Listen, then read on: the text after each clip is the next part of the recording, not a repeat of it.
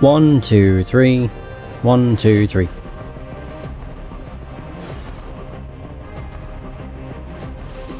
Let's do this.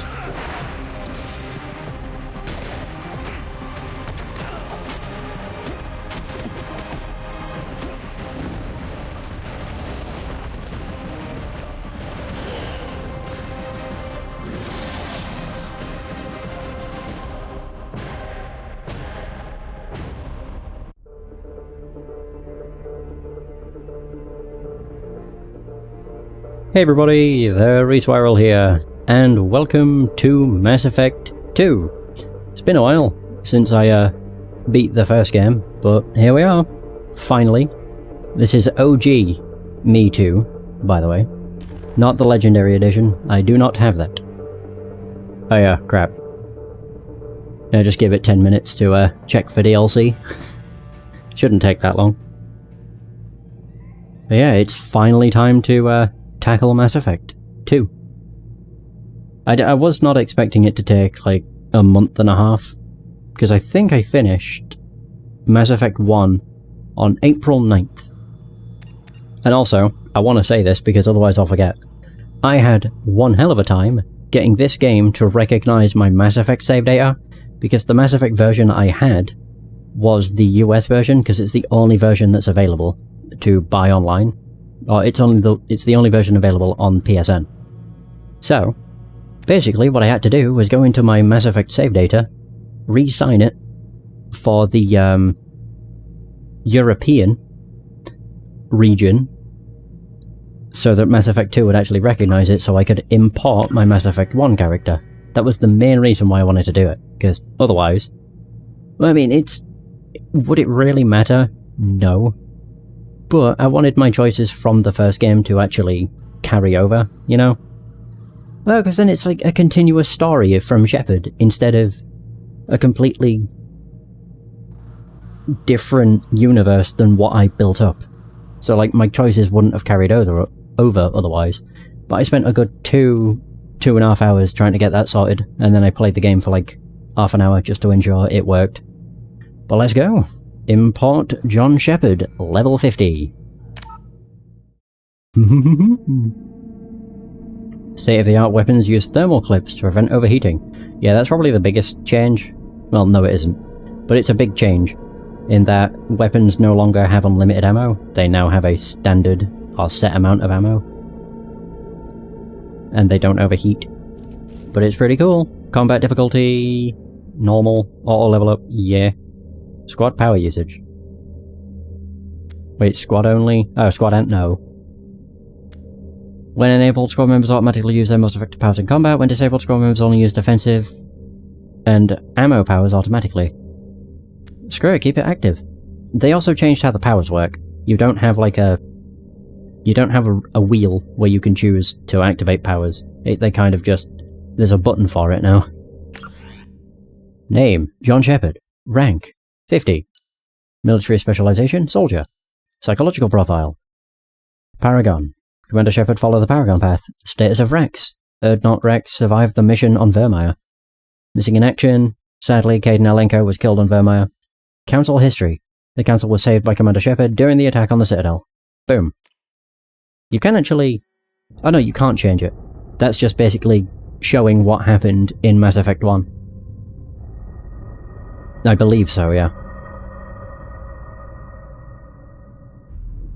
And yeah, I've played the beginning of this several times. It's definitely one hell of a step up, though, in terms of visuals. I know that doesn't mean anything, given that the Legendary Edition everything right. exists. More than we could have hoped for. Saving the Citadel, even saving the Council. Humanity has the trust of the entire galaxy. And still, it's not enough. Our sacrifices have earned the Council's gratitude, but Shepard remains our best hope. But they're sending him to fight Geth. Geth. We both know they're not the real threat. The Reapers are still out there. And it's up to us to stop them. The Council will never trust Cerberus. They'll never accept our help, even after everything humanity has accomplished. But Shepard, they'll follow him. He's a hero, a bloody icon. But he's just one man. If we lose Shepard, humanity might well follow. Then see to it that we don't lose him. Hmm. 1 month after the devastating Geth attacked on the Citadel, the galactic community struggled to rebuild. The Alliance fleet made a tremendous sacrifice to save the Citadel Council and earned humanity membership in their prestigious group. Now the Council is forced to respond to evidence that the Reapers, enormous machines that eradicate all organic civilization every 50,000 years, have returned. Whatever, to quell the rumours, something, I can't read fast enough. Hey, it's the Normandy. SR1.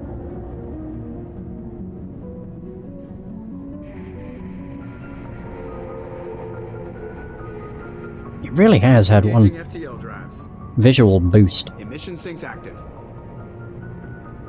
Board is green. We are running silent. We're wasting our time. 4 days searching up and down this sector, and we haven't found any sign of Geth activity. 3 ships went missing here in the past month. Something happened to them. My money's on slavers. The Terminus system is crawling with them. Picking up something on the long-range scanner. Unidentified vessel. Looks like a cruiser. Doesn't match any known signatures. Changing course. Now on intercept trajectory. Can't be. Stealth systems are engaged. There's no way a Geth ship could possibly... It's not the Geth. Brace for evasive maneuvers! God, I've played the start of this so many times. Oh dear. Presley! Oh god. Oh, that was a stock scream. Weapons offline! Somebody get that fire out! Whatever the hell that is, it tore the Normandy a new one. And then some. Hey, it's Liara.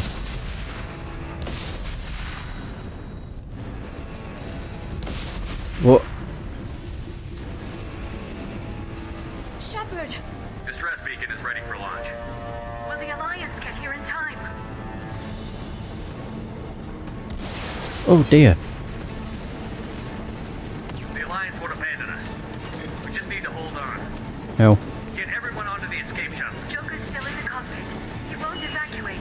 I'm not leaving either. I need you to get the crew onto the evac shuttle. I'll take care of Joker. Jesus. Shepard! Liara, go. Now. Aye, aye. Aww.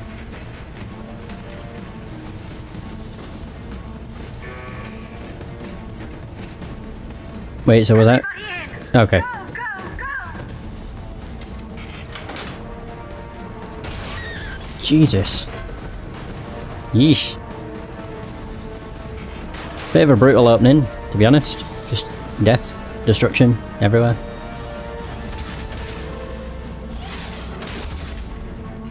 God. The poor Normandy! No!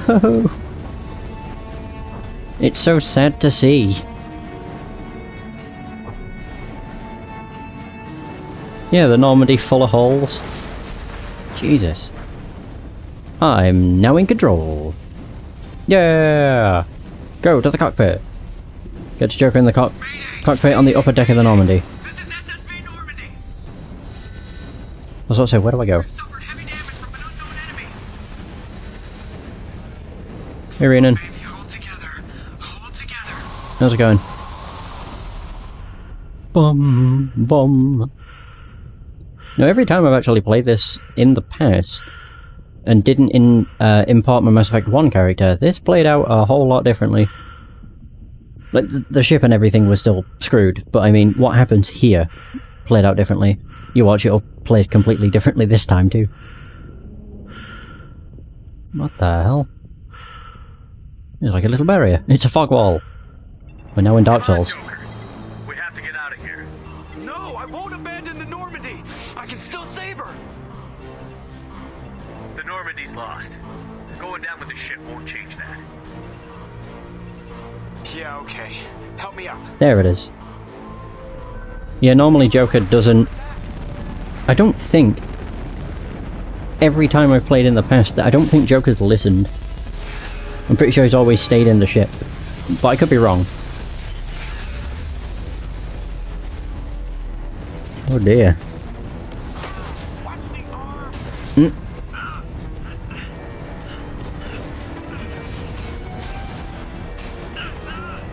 Oh my god. It's one hell of an explosive opening though. Just explosions everywhere. Oh god.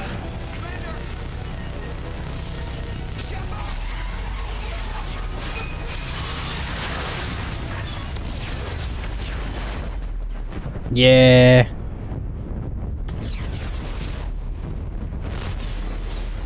He is 100% dead.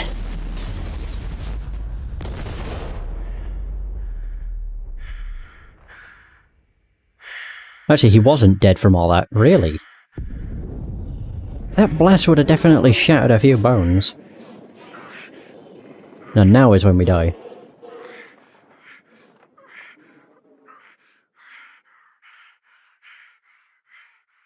And...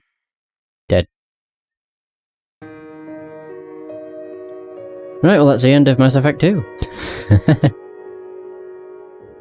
I don't really get it. There's probably a reason. Because they said they can't lose Shepard. Kind of ironic they say that. Like, make sure we don't lose him. And then he dies. But like... I've not played much of Mass Effect 2, but I know Shepard isn't dead. And he's like brought back to life or something. That's what I don't understand. Like, he's still just one person. Why did they go to the trouble of resurrecting him? Commander Shepard has been Maybe. recovered. Maybe it's explained in the... Lazarus Project will proceed as planned. It might be explained over the course of the game. I'm not sure. As I say, I've only played the first hour of the game, if that.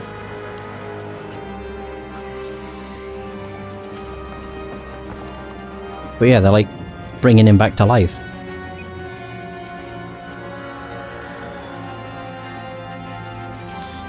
Ugh, gross. Planting him full of nanomachines.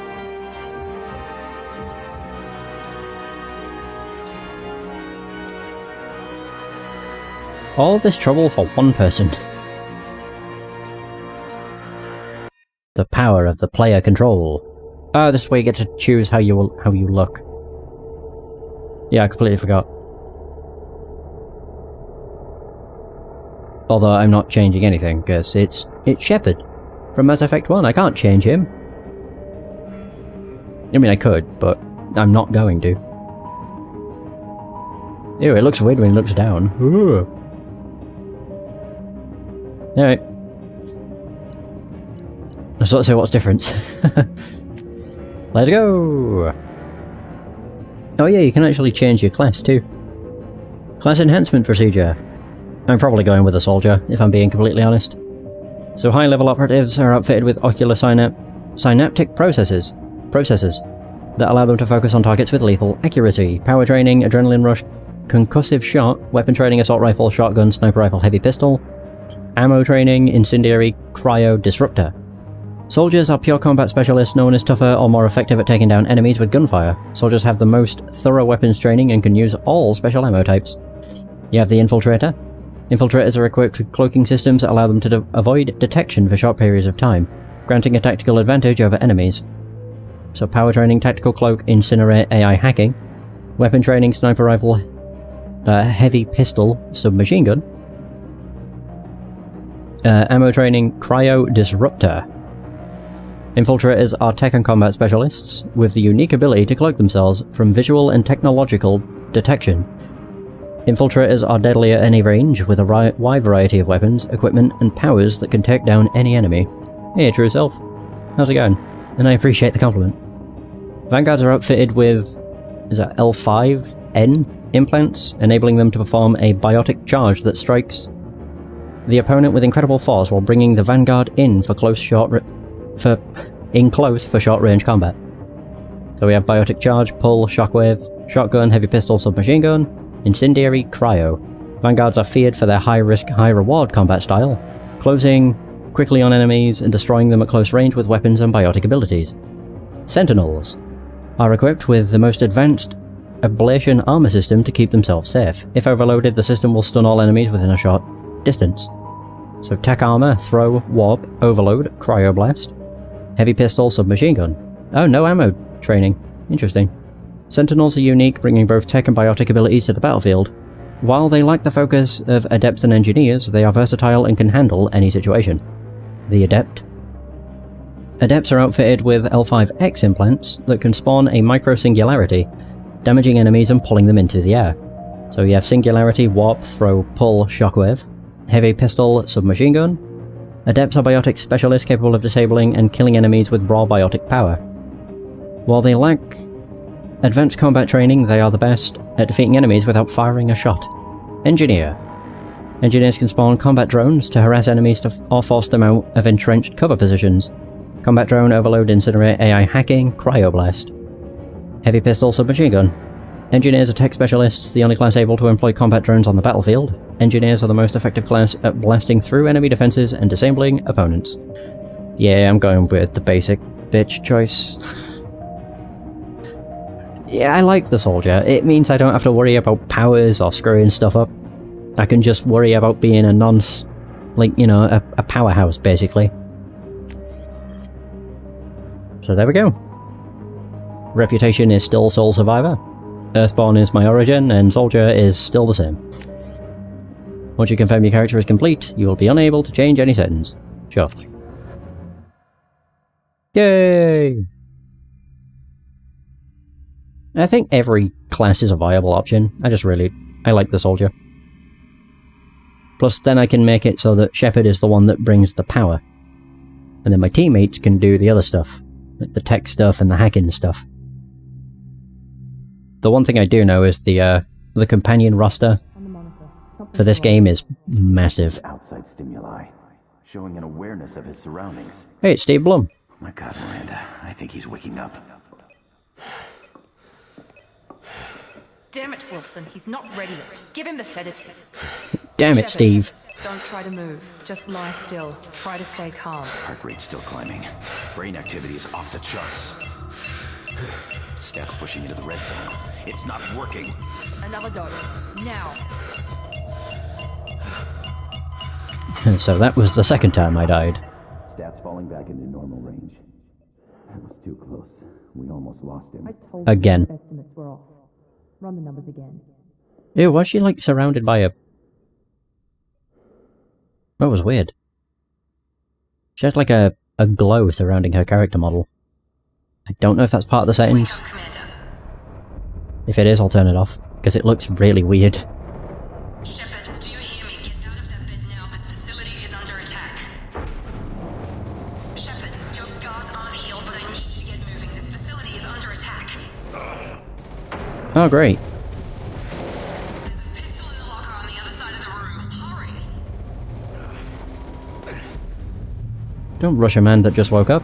Grab the pistol and armor from the locker. Level up? I got 2,000 experience. 24 Renegade. Oh, 190 Paragon.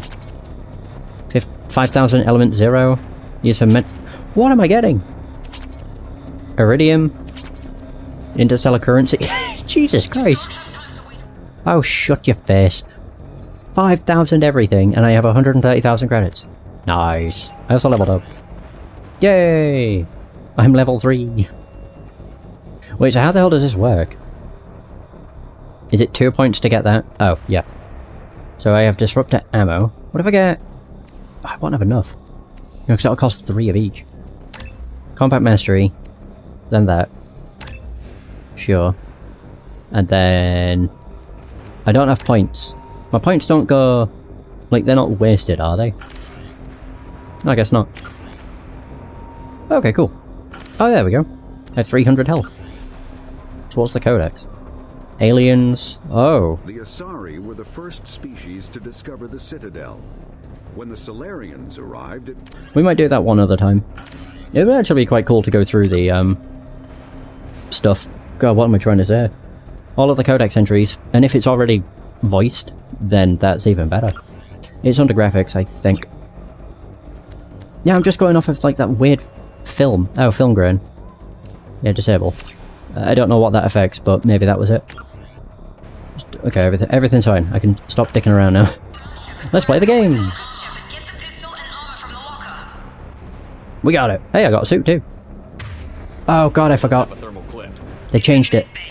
I'll get you a clip from... Damn it! Those canisters by the door are going to blow. Get behind cover now. Keep your head down, Shepard. Shield yourself from the blast. Easy enough. Someone's hacking security trying to kill you. Look for a thermal clip for your pistol. Whoa, that's pretty cool.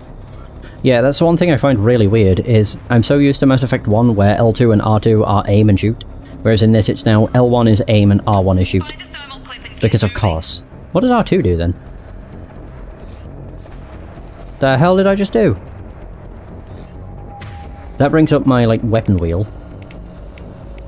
Yeah, that is my weapon wheel. Okay. Thermal clip acquired. 33 ammo.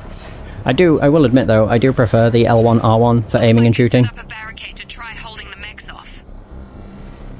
Look out! Ooh, a hacked mech. Keep moving, we need to get you to the shop. Yeah, I know. Ooh, more ammo. Hell yeah. Okay, so it has 12 bullets. Shepard, security mechs are closing in on your position. Take cover. Okay. Don't take any chances. Stay in cover while you take out those mechs.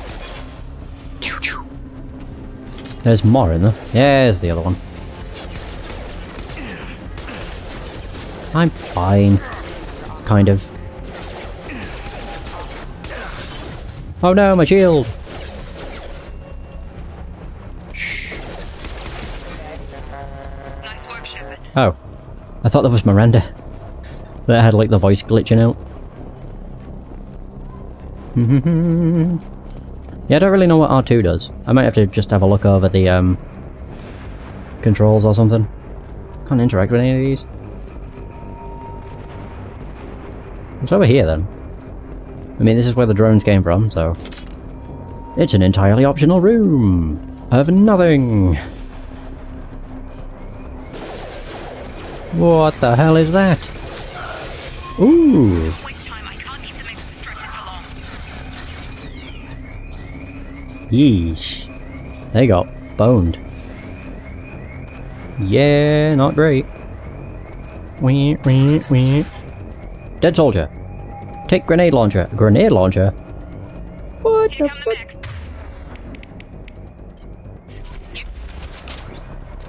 L1 to zoom. Boom. Pff. Well, there they go. Elevator down 1 floor. Nice. So if I just pull L2, does it switch? No. Oh man. Oh, what if I press triangle? Does triangle switch? Circle? Oh yeah, I can punch. Melee only run. That's one hell of a punch. Oh, right, yeah. Storm through the fire! Wanna check my corners. I can see something. There's a hacked mech over there. I'm not sure why I'm able to target it through the wall, but, you know. Maybe this Shepard is superhuman because of his time in the first game. They're in the Cerberus laptop, this room. Yeah, there they are. Oh, they're crawling around. That still doesn't explain why I can see them through the wall, but, I mean, whatever. Oh, he died. Oh, they both died. I didn't even need to shoot... I didn't even need to shoot them, though. Data logs, we have a wall safe. 175...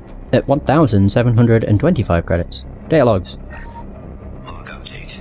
The cost of this project is astronomical. Over 4 billion credits so far. But nobody seems to care that we've gone over budget. I don't know where the boss gets all this money. Maybe it's better not to know. I just wish he'd kick a little more in my direction once in a while. Aw, poor Steve Blum. He's just trying to make ends meet. Progress is slow, but subject shows signs of recovery. Major Oh. organs are again functional, and there are signs of rudimentary neurological activity. In an effort to accelerate the process analysis, we've moved from simple organic reconstruction of the subject to biosynthetic fusion. The initial results show promise. Yeah, so basically I'm a cyborg. Pretty much. Oh, maybe it's the D-pad to switch weapons. I'll dick around with the controls at some point. There's another door. More enemies? Oh. Public computer. Oh no! Where was the computer? Hacked mech. Oh, it was here. There it is. Am I gonna have to fight that thing? Log update. I can't figure Miranda out. As project director, she should be ecstatic at all the progress we've made. But she's still the same old ice queen. Maybe she's worried Shepard might become the new favorite. Or maybe she is just a pure cold-hearted bitch. Ow. Harsh words.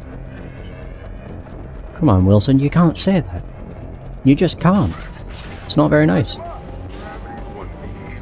Merciless. Make 20 enemies scream. I do remember this.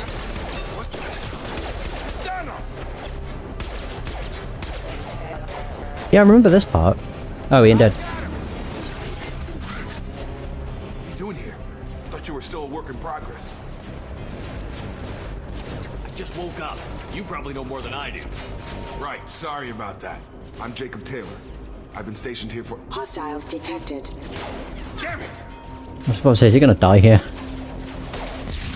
Ooh, nice. Things must be worse than I thought if Miranda's got you running around. I'll fill you in, but we better get you to the shuttle first. Just a few orders. Questions. I know this isn't the best time, but I'm sick of stumbling around when I don't know what's going on.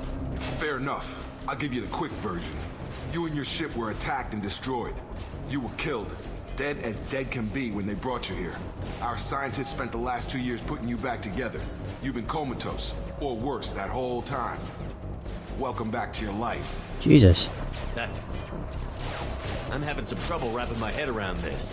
Yeah, I can imagine. The Alliance officially declared you killed in action. The whole galaxy thinks you're dead. And if we don't get to those shuttles, they'll be right. Were there any other survivors from the Normandy? I'll tell you what. You help me finish off these mechs, and I'll play 20 questions with you all day. We're low on thermal clips, but I'm a biotic. Just give the order when you want me to hit them with the good stuff. Ooh! Now so now we'll learn about powers. Don't I think the music is loud? No? It's no louder than normal. Just give the order and I'll hit him with a biotic power. Oh yeah, whoops. It's R2 for this. Select pull.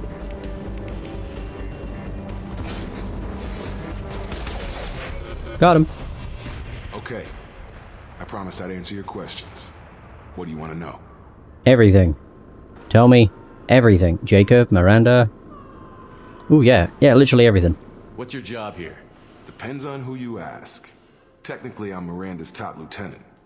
But I'm just a soldier. I served 5 years in the Alliance before this. Now I'm in charge of the station's security. Usually a lot more dull than this. Normally I don't fire my gun unless it's target practice.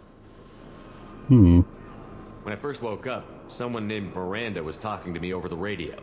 We lost contact just before I ran into you. Miranda Lawson is the station's ranking officer. She led the Lazarus team. It was her job to bring you back to life, no matter what. Should have guessed she'd try to save you.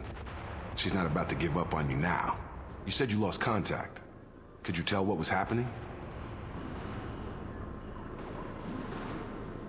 I don't want to end the dialogue. Maybe just do this first. You said they spent 2 years rebuilding me? How bad were my injuries? Very. I'm no doctor, but it was bad. When I first saw you, you were nothing but meat and tubes. Anywhere else, they'd have put you in a coffin. But Project Lazarus was different. Cutting-edge technology. Oh, shoot. What do you mean? Cloning? Cybernetics? I don't know the details. You'd have to ask the scientists. But I'm pretty sure you're not a clone. They wanted to bring you back exactly as you were. You're still you. You just might have a few extra bits and pieces now. What can you tell me about the project? Were there other test subjects? Project Lazarus only had one subject. The whole point was to bring you back. Just you. Even that was a challenge. 2 years. All the top scientists. The best technology money could buy. As we go back to Miranda. When I first woke up, someone named Miranda was talking to me. Crap, how do I skip? Miranda you said you lost contact. Could you tell what was happening? There was some gunfire and an explosion right before I lost her. She knows how to take care of herself. But I hope she's okay. Okay, I thought it was going to end the dialogue for some reason. Do you know anything about this attack? Who's behind it? What they're after? Damned if I know. I was getting ready for some shut-eye, then bam! Bunch of explosions. Next thing I know, every damn mech in the place starts shooting at us. I'm guessing it had to be an inside job. You'd need top security access to hack all the mechs. Oh. The last thing I remember is the Normandy blowing up. Did anyone else make it? Just about everybody survived. A few servicemen from the lower decks didn't get out. Navigator Presley was killed by an explosion. But everyone else, including the non-Alliance crew, the Asari, Liara, and the Quarian, they all made it out alive. Yay! Do you know what any of them are doing now? I don't know, Commander. It's been 2 years. They've moved on. Left the Alliance. Could be anywhere. They were my team. If they knew I was alive, they'd come back. Maybe you can track them down after we get off the station. If we get off the station. We will. What's the quickest way to those shuttles? Depends where the mechs are thickest. It's probably best if Check. Anyone on this frequency? Anybody still alive out there? Hello? Wilson, this is Jacob. I'm here with Commander Shepard. Just took out a wave of mechs over in D-Wing. Shepard's alive? How the hell? Never mind. You need to get him out of there. Get to the service tunnels and head for the network control room. Roger that, Wilson. Stay on this frequency. Who's that? I think I remember a Wilson checking on me one time when I woke up. That's him. He's the chief medical tech. Answers directly to Miranda. Come on. The service tunnels are this way. Yay! Whoa. Yeah. Nice. I do like the reloading. It's pretty satisfying.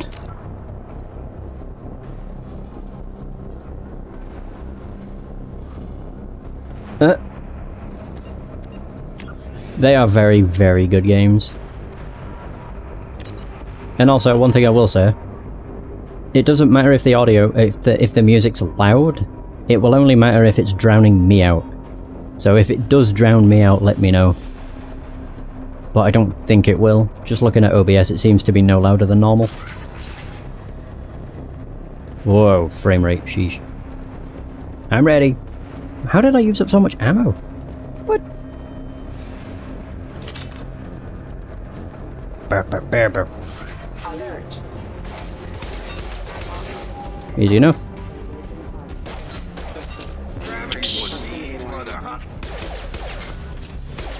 The whole station is crawling with mechs. I'm doing the best I can. Oh, come on. Wilson, Ding ding. Find us another route out of here. Preferably one that doesn't lead straight into an enemy squad. Just keep moving toward the control room. Don't get What the hell pinned was down. that? I'll see what I can do. What the hell does that do? I click the left stick to crouch, but it pops up with a mini-map thing? That's confusing. I think the hardest part with this game is just getting used to everything. Okay, I see what you mean. No, if I go to my options and sound, everything's maxed out. I literally have that in every game. But I know what you mean now. And maybe it might actually be a good idea to lower it so it doesn't drown out voices. Yeah, just... Oh god, why has it got to do it 1% at a time? I could do 80% on both, and then dialogue higher. I really should do that on games that are dialogue heavy. They found me. Help. Wilson, To be fair, where are you? Server room B. Hurry. They're out of control. what most games... Shepard. Jesus Christ. They shot me. What most games should do when it's very dialogue heavy is whenever somebody speaks, it should dim the volume of everything else. Such as weapon fire, music, etc. But they never do that. Just because when it comes to dialogue heavy games, you usually care about what the dialogue is. But right, I know what you mean now. When I just saw the text say, or saw your message say, don't you think the music's a bit loud? I thought it was drowning me out. which made me a little bit worried. Cerberus laptop. Physical reconstruction of subject is complete, but we still need to evaluate all mental and neurological functions. Our orders were clear. Make Commander Shepard who he was before the explosion. The same mind, the same morals, the same personality. If we alter his identity in any way, if he's somehow not the man he used to be, the Lazarus Project will have failed. I refuse to let that happen. Well, I almost made myself sound like an idiot. When she started speaking, I zoomed into the keyboard, or I zoomed into the computer, and I was about to say, why is there a face on the keyboard? I'm not used to where the crew members show up. I got stuck on a chair. Yeah, I just saw Jacob's little face on the keyboard. I was very confused. Shepard, down here!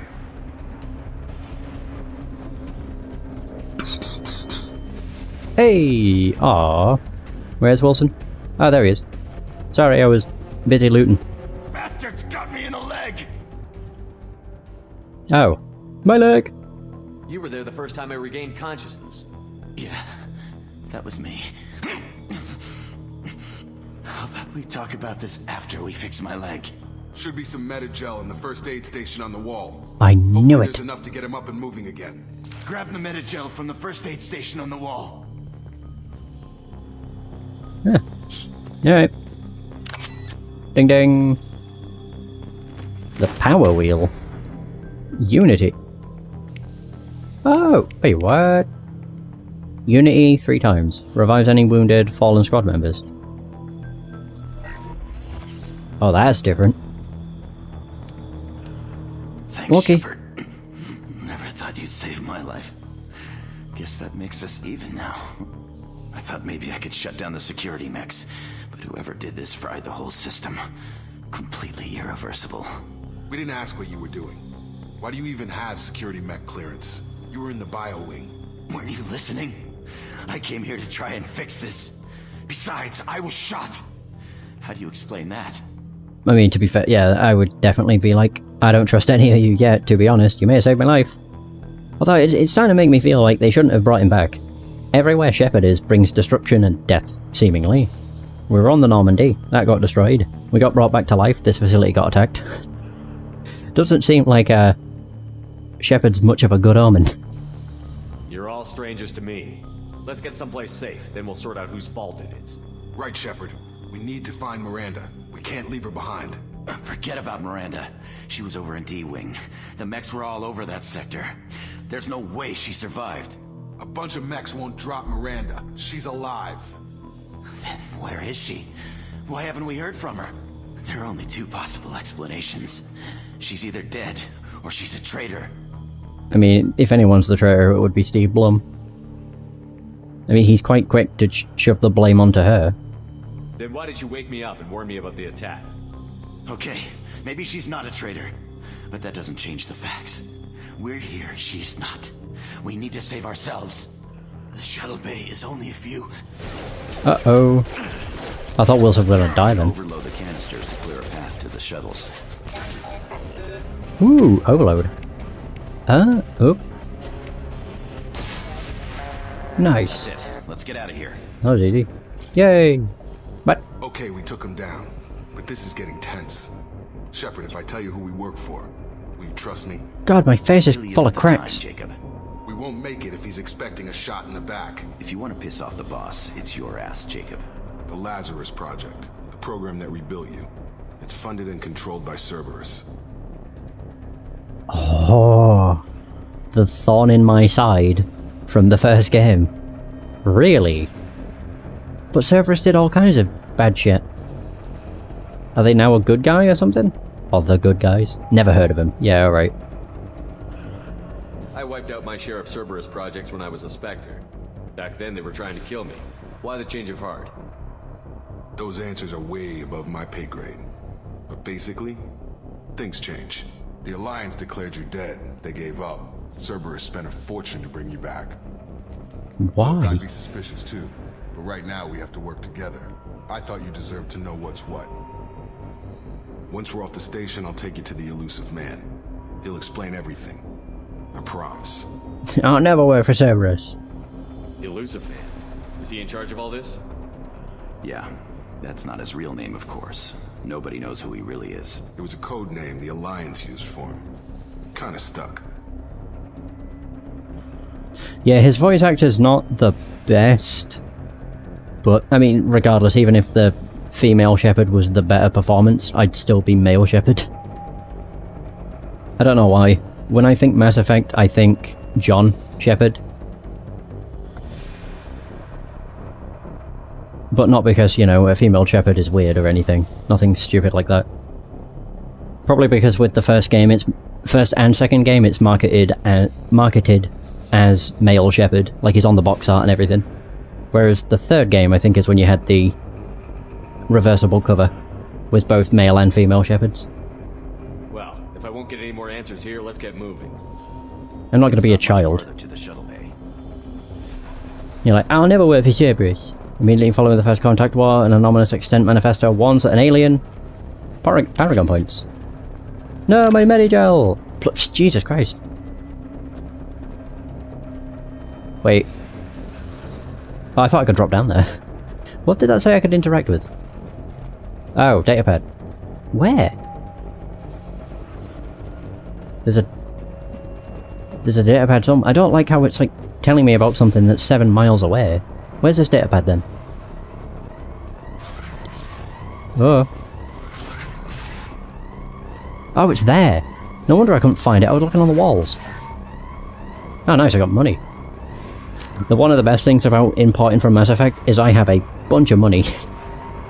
And I also have a lot of whatever the hell Palladium, Iridium, Platinum and Element Zero is. It's pretty nice.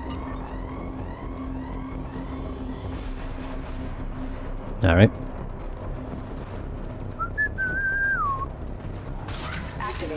Oh boy. Nice. One of them fell over. Bitch. He ain't dead. Oh, there we go. I keep forgetting to press like X to take cover and everything. Just forget it's a thing you can do. Oh, there we go. Some more clips. Phew. I was running low. I have a feeling that even though ammo's limited, you don't ever have to worry about it. Oh.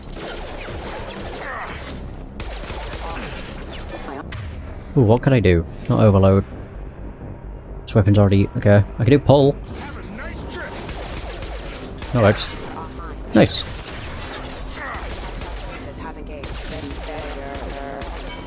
There they go. One of them survived. Jesus. But I will admit, the reloading animation is badass. I don't know, it just looks cool. Ah, there's another datapad. So there's a wall safe. Oh! Oh god. Highlight individual nodes to find matching symbols. When you've found 2 matching symbols, select them to complete the circuit. Complete all circuits before you run out of time to bypass security. What? What if I exit and then save? What if I save scum? How about that first? No, I just don't want this to be a repeat of Eden Prime from the first game where I cocked up the first minigame. Find 2 matching... oh, I see. Okay, so it's that and that. Do I have a limited time?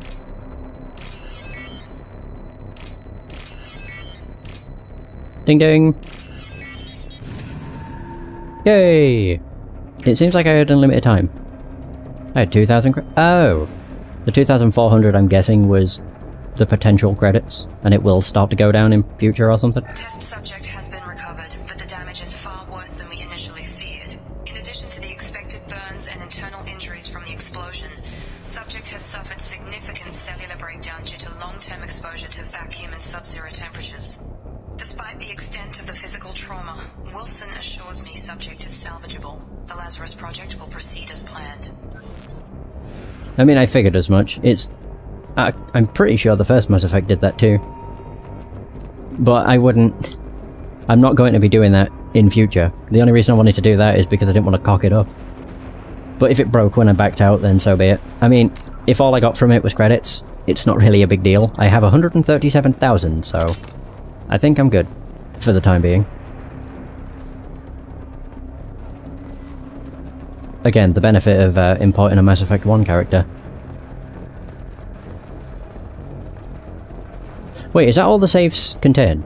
Is it literally just credits, or do they sometimes contain items? I don't consider those spoilers, so I'm quite happy to be told. Oh. What? Oh, thermal. Oh, I'm full. Every time that icon pops up, I keep thinking it's a flashlight. Am I even in the right spot? Wait, what? Oh, right. I went all the way around for no reason. Okay. Oh. Come on, through here. We're almost at the... Dead. Miranda, but you were... Shoot him. I knew it. Dead? He betrayed him. What the hell are you doing? Only credits in 2. That's fair. Wilson betrayed us all. I knew it. I mean, I did know he was lying. He seemed... It seemed a bit, suspect. I had a feeling Wilson was just looking for a chance to shoot me in the back. Good instincts. Some people are far too trusting to ever see that coming. Come on, let's grab this shuttle and get out of here. My boss wants to speak to you. You mean the elusive man? I know you work for Cerberus. Ah, Jacob. I should have known your conscience would get the better of you. Lying to the commander isn't the way to get him to join our cause. Well, since we're getting everything out in the open, is there anything else you want to ask before we go, Commander? But no, the main reason I was thinking that Wilson was suspicious is because he... literally within 5 seconds threw the blame onto Miranda, and then also said, oh no, she's definitely dead. And also with the whole mech thing. Like, yeah, he got shot in the leg, but how do we know that wasn't just so that it would make it so he didn't look suspicious? Like, oh, I couldn't have been controlling them. They shot me. All that kind of stuff. Convenient that you show up as we're leaving. Where were you during the attack?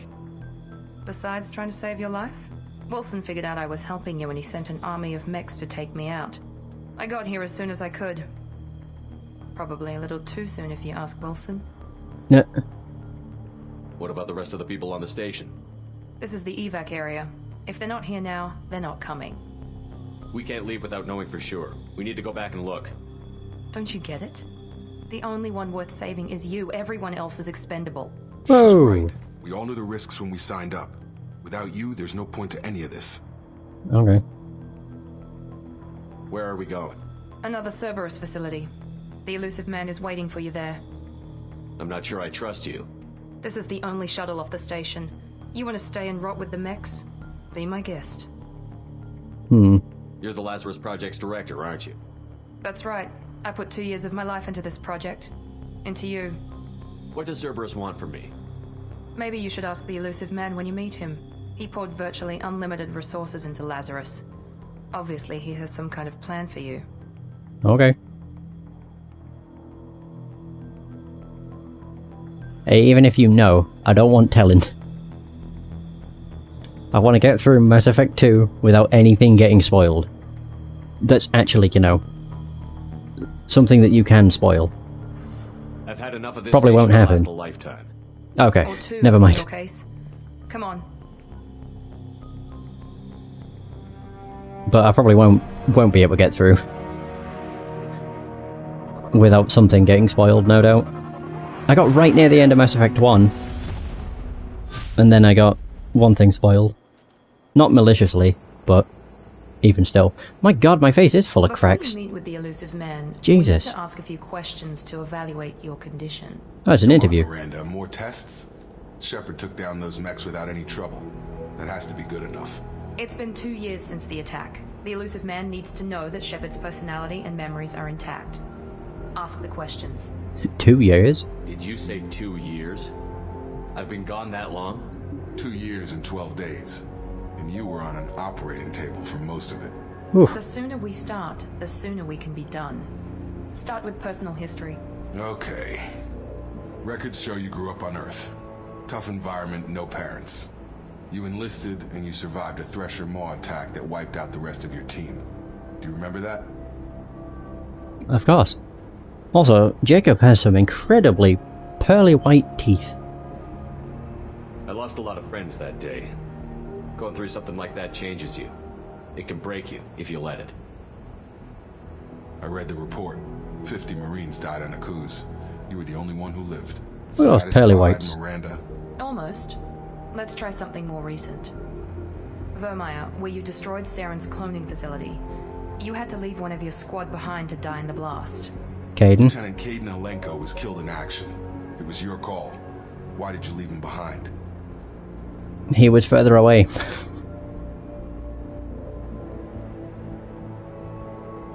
I left a friend to die that day, and I didn't do it casually.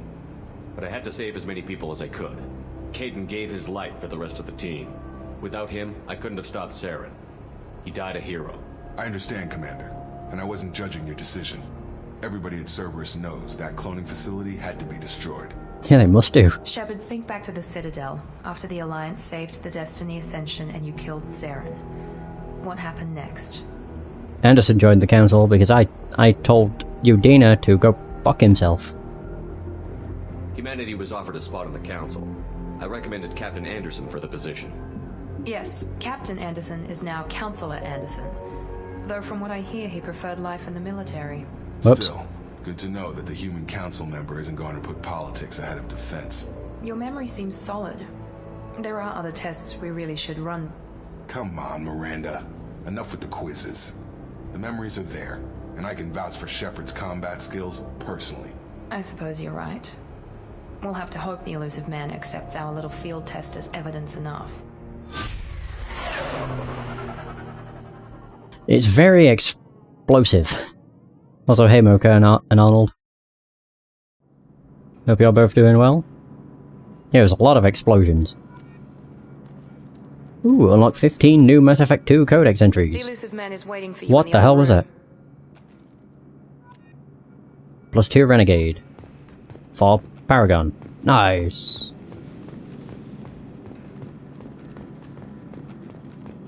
So this is my default speed. I can actually sprint.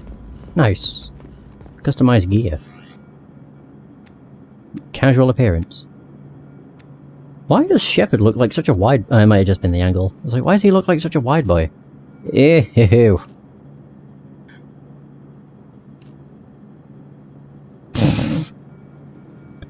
I think I might go with this because it looks the most... It looks the goofiest. Hell yeah. No helmet? Helmet. All Paragon, obviously. It's the same way I went with the first game. Cerberus Assault Armor. Ooh! These might be part of the DLC. Oh! That looks so cool! Hold up. Alright, so what have we got? Cerberus Assault Armor is designed for shock troops, who are expected to turn the tide of battle against creatures or forces that would decimate normal soldiers. The troops demanded 3 things in its design: shields, and armor thick enough to last against a superior foe, and a rechargeable pack to extend a heavy weapon power cell. The only drawback of the armor is its weight, which the troops carry as a point of pride. They have a saying: out of shape going in shape coming out. So heavy weapon ammo capacity by 10%, and health by 10%. That one looks cool. I may just go for that for the fashion. What are the other ones? I don't know if these are DLC, but they probably are. Hey! Oh fuck, that also looks badass. Damn it. So does that. All of these look really cool. Okay, never mind. That looks dumb. I'm gonna be honest, it's either gonna be Blood Dragon or the Collector Chitin. Also, I've got a bunch of shit to read. That gives me 20% health and my storming speed. I move quicker. They are DLC. Okay, cool. I don't care. I'm still gonna use them. So Cerberus adapted this suit for you out of salvage collector technology. The collector's chitinous armor is flexible and even tougher than ballistic fibers. Its organic construction allows it to be self-healing, and the muscle-like tissue that assists movement ensures it's comfortable to wear despite its weight. So it gives regeneration bonus, storming speed, and more health. I know there'll be somebody that complains that the game is too easy because I'm using DLC armor, but who cares? Blood Dragon armor! So originally created for Earth's Urban Combat Championship League, this set of armor has undergone as much or more field testing than those of modern militaries. It uses a unique proprietary armor cell that costs as much as a EU CC rookie's contract. The armor's microfiber computer adapts to any top-tier Omni tool, kinetic barrier, or biotic amp. Giving breathtaking and error-free performance, the chest and shoulder piece bears the logo of the Edmonton Blood Dragons, and the inside of the armor bears the signatures of the entire team. Oh my god. When and how the elusive man got his hands on this armor is unknown, but several of the signatures bear messages such as expletive the get and Shepard get well soon. So that increases my power damage by 15% and shield strength. Aw man. I think I'll go with this one. Oh yeah, I never read the Terminus and the dumb looking one. Terminus armor is environmentally sealed with an independent air supply for use in space and extreme planetary conditions. Its onboard microframe computer runs a suite of battle management software to prevent detection by passive thermal sensors. Body heat is channeled to the base of the feet and dispersed into the ground. Wow, I become a rocket. Storm speed goes up, shields go up, and weapon reserve ammo does. I read your spoiler, sorry. I was too busy gushing over the armor. But yeah, the game's set in space. Who would have guessed? It's built specifically for Cerberus field officers. The Inferno Armor has a VI dedicated to recognizing signs of stress and medical trauma. This application helps assess soldiers, but can be useful in any high-risk situation. The Inferno's microframe computer also manages biotic amp and Omni tool power, and micro-servos help the wearer's movements to counteract the armor's weight. Negotiation bone? You bitch. A negotiation bonus. Fuckers. The only thing, I don't like how it looks. Everything looks fine actually, except for the helmet. I hate the helmet. Oh man, it gives me a negotiation bonus. That blows. Which makes me kind of want to use it. That's what it says, it's gonna load? Jeez. So we also have just all of these. I don't have like several different helmets, do I? Sentry interface, Umbra Visor, Recon Hood. Ew. God, there's so much crap. I'm not reading all these. I'll be here for hours. Yeah, we're going with the chitin. I mean, I can switch between them, if need be. And then we have Casual Shepard. Because it looks the goofiest. There we go. I do not look like I belong in Mass Effect. Do they actually have anything to say? The elusive man is waiting for you in the other room. Oh, that's all you say. Fine. I don't want to talk anywhere. The camera feels more zoomed in. One thing I do like is that Shepard doesn't seem to do the whole head tilt thing. Oh, it doesn't take my helmet off. Maybe it does.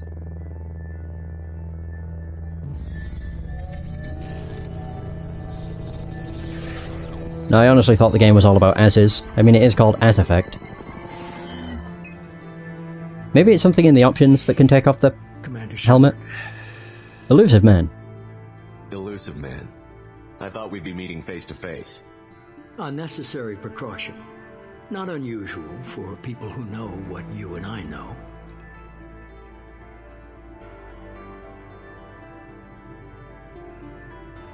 You don't know me.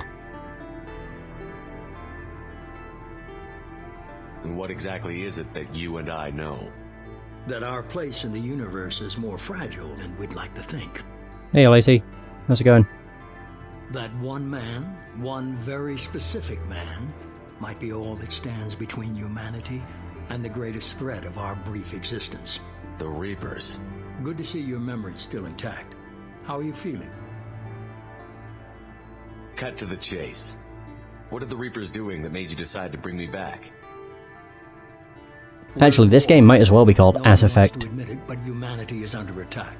While you've been sleeping, entire colonies have been disappearing. Human colonies. Oh. We believe it's someone working for the Reapers, just as Saren and the Geth aided Sovereign. You've seen it yourself. You bested all of them. That's just one reason we chose you. Well, no, I know Mass Effect 2 focuses on a lot of asses. Especially Miranda's. It's got an obsession with her ass. I know they removed that from the Legendary Edition. And there was some people crying about it. I don't know why. But I'm playing the OG version, so we get a lot of ass shots when she's talking about tragic things. I don't know, I didn't really read too much into it, to be honest. Fighting a war doesn't seem like Cerberus. Why are you involved? We're committed to the advancement and preservation of humanity. If the Reapers are targeting us, trying to wipe us out, Cerberus will stop them. If we wait for politicians or the Alliance to act, no more human colonies will be left. Okay. Sovereign was trying to harvest all life in the galaxy. Why would the Reapers target a few human colonies? Hundreds of thousands of colonists have vanished. I'd say that fits the definition of harvesting. Nobody's paying attention because it's random, and the attacks occur in remote locations. I don't know why they've suddenly targeted humanity. Maybe you got their attention when you killed one of them. Did I already... Wait, Alliance Aid. Why are they shifting around? Alliance Aid. If this is a threat against humanity, you need to mobilize the Alliance. They suffered substantial losses fighting Sovereign. They're rebuilding, still stretched too thin to waste resources verifying the Reaper threat. Blaming the abductions on mercs and pirates is easier and more convenient. Yeah, why the hell does it keep switching around? That's so weird. You could have trained an Whatever. entire army for what you spent to bring me back. You're unique, not just in ability or what you've experienced, but in what you represent. Yeah, you're player controlled. At a key moment, you're more than a soldier. You're a symbol. You're a And I don't know if protagonist. the Reapers understand fear, but you killed one. They have to respect that. If what you say is true, if the Reapers are behind this, Sweat consider ass. helping you. I'd be disappointed if you accepted any of this without seeing for yourself. I have a shuttle ready to take you to Freedom's Progress, the latest colony to be abducted. Miranda and Jacob will brief you. Miranda killed Wilson in cold blood. Jacob's just a gun for hire. You expect me to trust them? Wilson was one of my best agents, but he was a traitor. Oh. Miranda did exactly what I expected of her, and she saved your life in more ways than one. Jacob's a soldier, one of the best. He's never fully trusted me, but he's always been honest about it. You'll be just fine with them. For now. What do you think I'll find there? If I knew that, I wouldn't need to send you. Okay, Find smart any clues ass. you can. Who's abducting the colonies? Do they have any connection to the Reapers? I brought you back.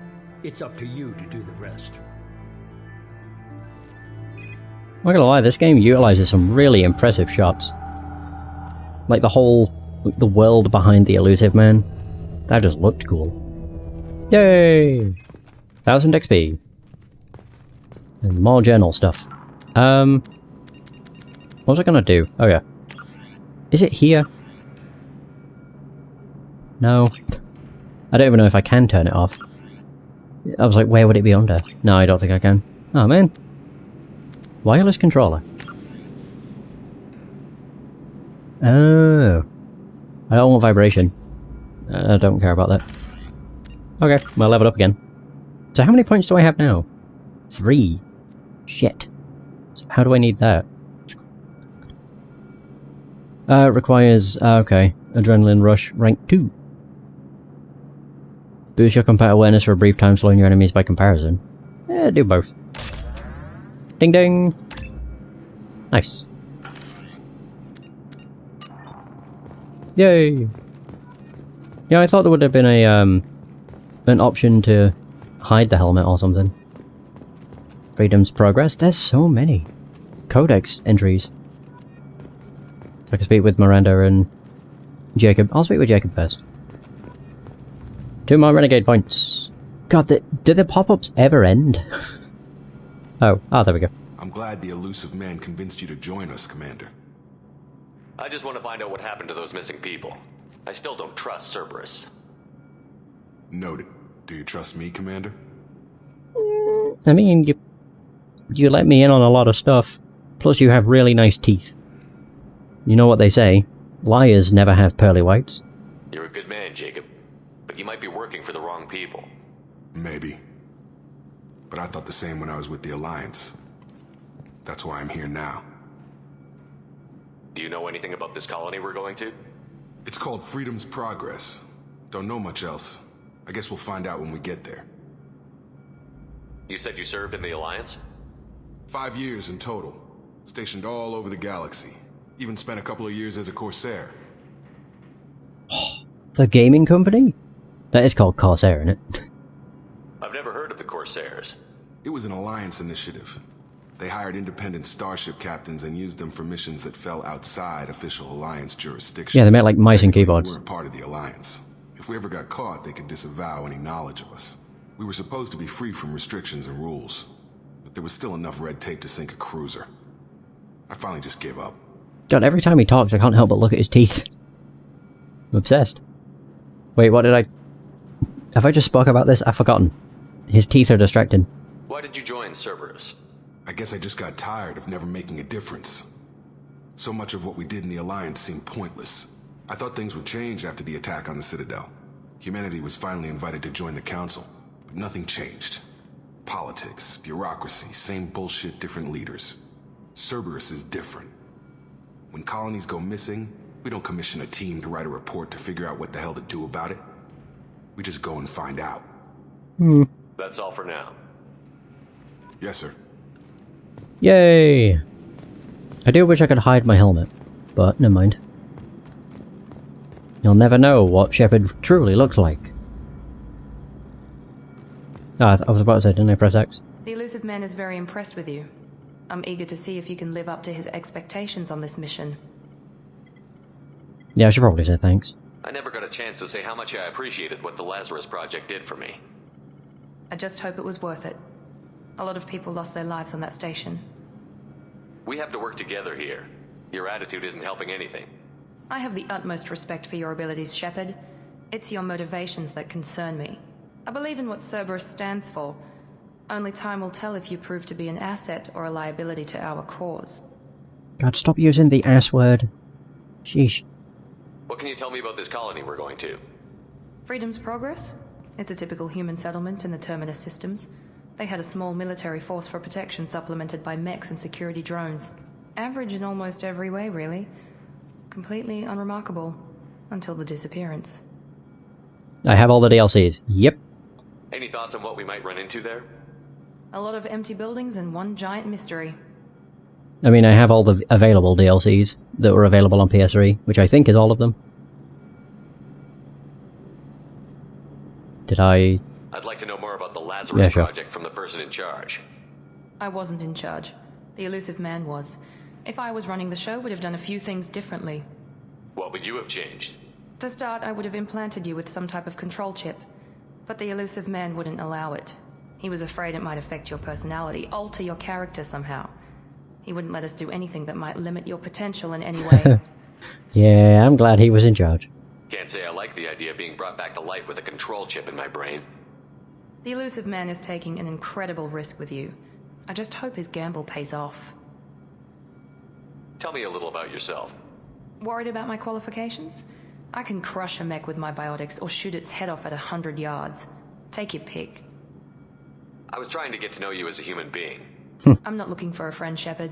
Stay focused on the mission. Did you and Jacob serve together in the Alliance? No. The elusive man recognized my potential and recruited me at a young age. How old were you? Old enough to know this is what I wanted. Okay. It's obvious you're not interested in talking. We've got an assignment. It's like talking to a brick wall. Or we can do it. Jesus. Alright, let's go. Oh no, Shepard still does the bloody head thing. I was about to say that before we triggered the... Oh, mission... What? Mission complete... What? Who the fuck's Kasumi? Is that someone from the DLC? I'm guessing so. Oops. So, wait. This is so weird. I'm confused. Shepard escaped the attack on the facility along with operatives Taylor and Lawson. Facility destroyed by remote detonation. Salvage teams will ensure no incriminating data. Survive per Miranda's recommendation. I'm running security sweeps on other cells to ensure that Wilson was our only mole. Regardless of the cost, Project Lazarus was a success. Shepard is back. Import bonuses. Look at all that. 30,000 credits. So 2000 XP. You receive the following bonuses for importing a level 50 character. Element 0. Okay. You received 100,000 bonus credits for importing a rich Mass Effect 1 character. Bitchin'! Yeah, I had like 9 million credits. So rapid fire grenade launcher favoured by blood pack. Vulture. Mercenaries capable of taking down multiple enemies with a single well-placed shot. Effective against armor, shields, and biotic barriers. Credits. Cool. What the hell is this? Someone from the DLC, Stolen Memory. Oh. Probably. I'll probably be aiming to get every character. No guarantees I'll use them, but we'll see. I should probably look up when the best time to do the DLC is, to be honest. I'll do that between sessions. It's no big deal. We should be there shortly, Shepard. The elusive man put us under your command. Do you have any orders? What did you find at the other colonies? Nothing. No signs of attack, no corpses, not even a trace of unusual genetic material to give us a clue. They just disappear. And we've got no target to go after. Oh, there we go. Mass Effect 2, hide helmet. I don't think you can. You can toggle through. Customize look at their armor. I don't think you can when it comes to the DLC armors. That sucks. Oh well. Are you sure you'll be comfortable following my orders? We didn't bring you back from the dead just to second guess you, Commander. If the elusive man says you're in charge, you're in charge. What makes you think this investigation will turn up anything new? At other colonies, official investigators got there first. Sometimes looters or salvage teams as well. We're hoping to be the first ones there this time. Maybe find clues before somebody else disturbs the scene. Our first priority is to look for survivors. That's unlikely, Commander. No one was left at the other colonies. They were completely deserted. Be nice to find somebody. Anything's better than another ghost town. Alright.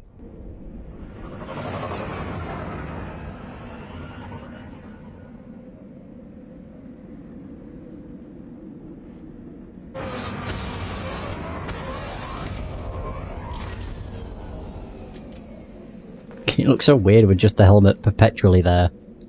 It's fine, this is the new Shepard. I got more Paragon stuff. New weapons! Additional weapons! Yeah, please don't. I'll just say this now, so that everybody knows what page I'm on. Never played Mass Effect 2, I know nothing about it, aside from it's a sequel to Mass Effect 1 and regarded as the best Mass Effect game in the trilogy, not counting Andromeda. And I know nothing about the DLCs, or what they contain. So no spoilers. I don't want to know anything. I want to find out stuff on my own. Thank you for my listening to my TED Talk. Hey, I have my assault rifle. Or an assault rifle. Oh ho ho ho!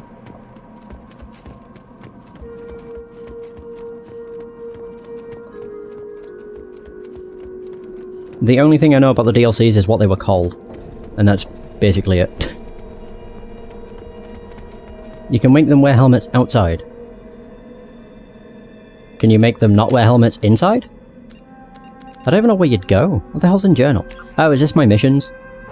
Aha! And then we have assignments. Okay.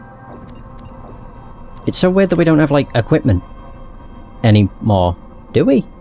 Hey, they have stuff. Auto level up. Auto level up.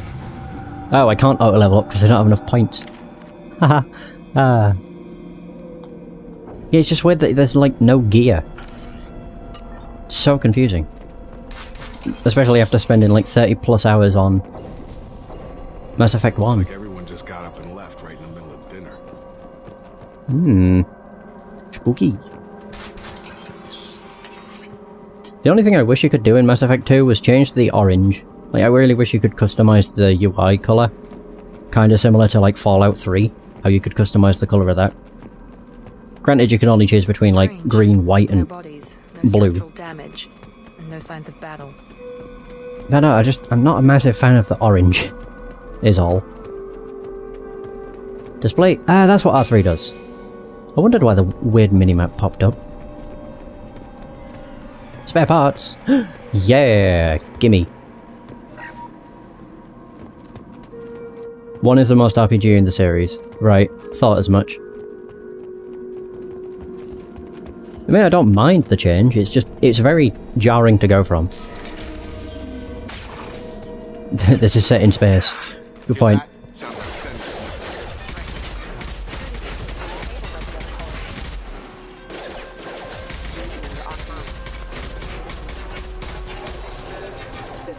There's an option for the helmets. If you could find out where, that would be appreciated. Sorry, I don't mean to, like, get people to do stuff for me, but, you know. I've looked in the options. What the hell is this doggo? Maybe in gameplay. I did look under that, and it doesn't mention helmet. No, it's just autosave, combat difficulty, and power usage. So I don't think it is. I don't think there's an option for it, sadly. I think the only time you have... Oh, he died. Oh well. I have Unity! How do I use powers? I only... What? Oh yeah, what's this do? I can press triangle for that. Oh, R2 and L2 switch between those. I see. In Legendary they probably added it, yeah. Oh, there's a guy over there. There we go. Those mechs shouldn't have been hostile. They should have recognized us as human. So... programmed them to attack on sight. Oh shit! Not alone here. Right, so if I press R2... Oh, it enables that! Okay, so what is that? I mean, do you know who you're talking to? This is me. Rip through shields and shred synthetic targets. Okay. I literally take my time and search every nook and cranny. That's kind of my thing. I did it with Mass Effect 1. Hence why the game took me so bloody long to get through. Where's the wall save? 2 wall saves! Oh, I'm spoiled. Oh, here we go. Wait, so... there's the C. We have that one. Oh, easy enough. Do-do-do-do! Nice. 2,000 credits, baby. Not too bad. Oh, it's a medkit. Oh, cool. That works out. I keep thinking it's closer to me. Meow! What the hell happened? Oh no!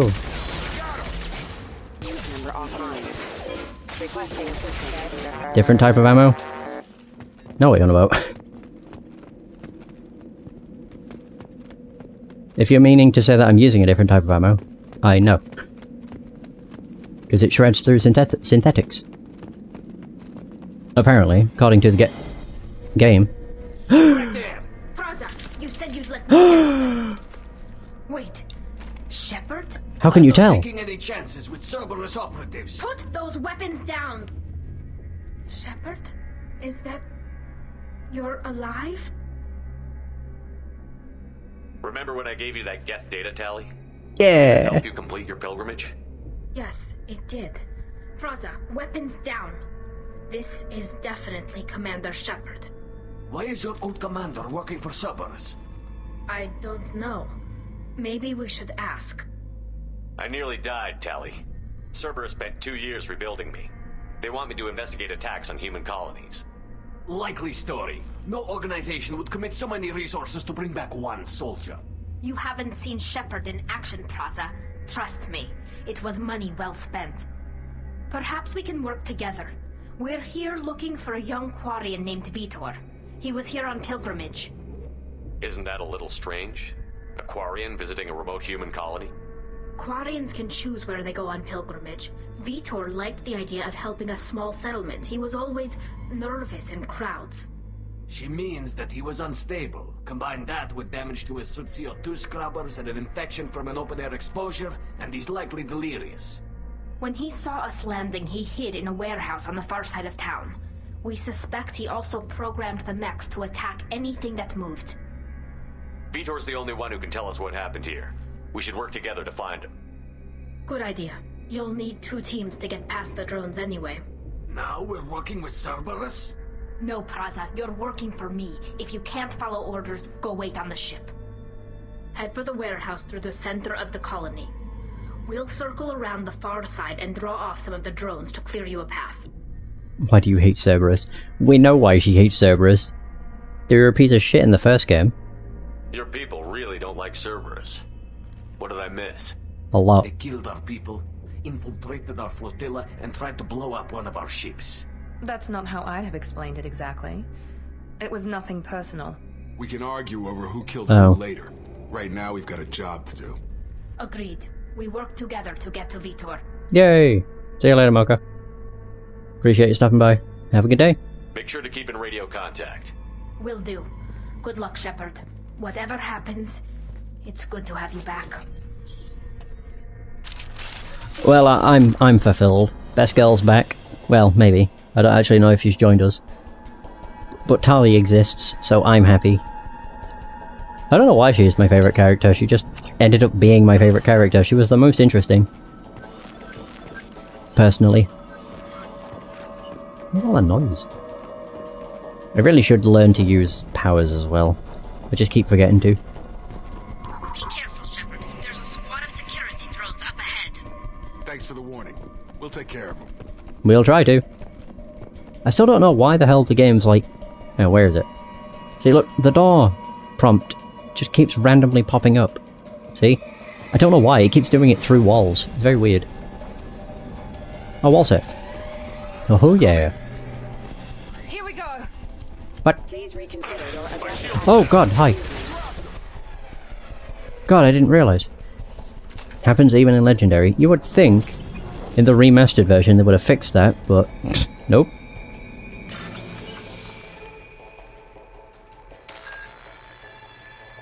Alright, see...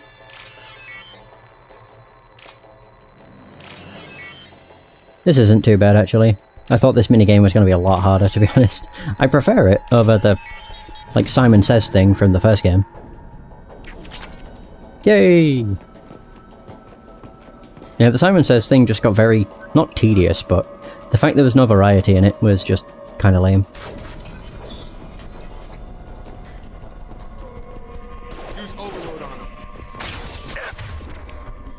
Overload. Wrong one. Overload.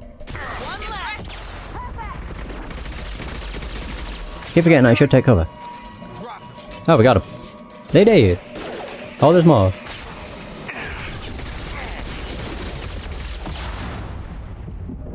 Ow. Dickbag. How often can you use powers? Oh, that happens really quick. Shepard, Praza and his squad rushed on ahead. I told them to wait, but they wouldn't listen. They wanted to find Vitor and take him away before you get here. We should have expected this. Come on. We can still catch them. God damn it. It's never that bloody easy now, is it? Oh, that's not something I can explore. I just want to check everywhere. Saving data. Oh yeah, the game... At least one thing that's nice is the game seems a lot more lenient when it comes to progress. It seems to have a lot more autosaves. Which wasn't the thing. Kinda wish there was a quicker way of doing this. Map power to... That works! Okay, yeah, that works. Aha, so what's this do? Warp. If enemies are part of the molecular level... Stops health regen. Oh. So if I do right, left and right... Okay. Yeah, I see. There we go. Okay, cool. I'm learning. I'm gonna be very bad. Easy enough. Ah, dick. Where'd he go? Yeah, I'm gonna be very bad until I get used to the game. Vitor reprogrammed the heavy mech. It's tearing Praza's squad apart. Oh dear. They did want to get to Vitor first. Get your squad into cover and I'll open the loading bay doors. We'll take cover by the doors. Shepard, you take point. But... to separate waypoints. Maybe now would be a good time to save. Where's the door? Also, quick question, for anybody that knows. When do I get access to side quests without spoilers? Because I'm guessing I'm still in like the opening part of the game, where there are no side quests. Or I should say assignments. We'll cover the door. Oh, I'm supposed to do that. Oh, I see. Heading to cover. Okay. We'll take cover by the doors. Shepard, you take point. You don't need to keep telling me. Wait. Oh, yeah.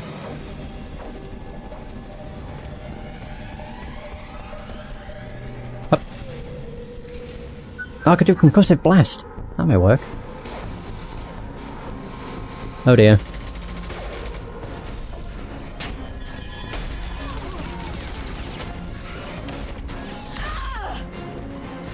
Okay, well that wasn't Tali. That was out of sync, but alright. Oh dear. No. That mech's got heavy armor plating. Those Quarians never stood a chance. This is gonna be one tough son of a bitch to take down. That better not have been Tali. No, she wears purple. What if I did like concussive shot? Oh yeah.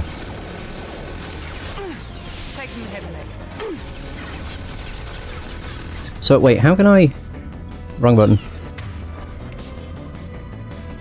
So, do I hold it or something? Maybe she already hit it with it. Oh boy. There we go. I was hoping concussive shot would work. Why am I not able to shoot it? That's very weird.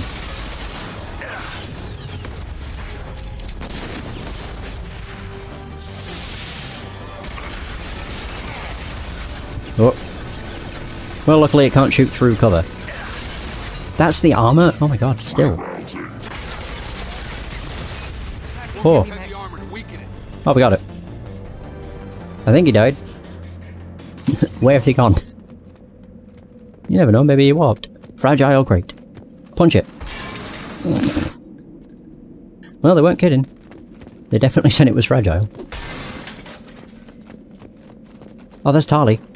Somewhere. Oh, there. I think she's tending to them. What class did I choose? Soldier. Oh yeah, I keep forgetting I can press triangle. Whoops. Yeah, to activate my powers. Woo! I also have the grenade launcher thing. Again, I'm just not used to the game. Oh, they're right next to each other. C and C.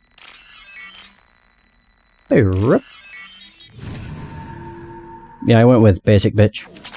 Mostly just because with Soldier I don't really have to worry about much else. I can get teammates to do the complicated things, like using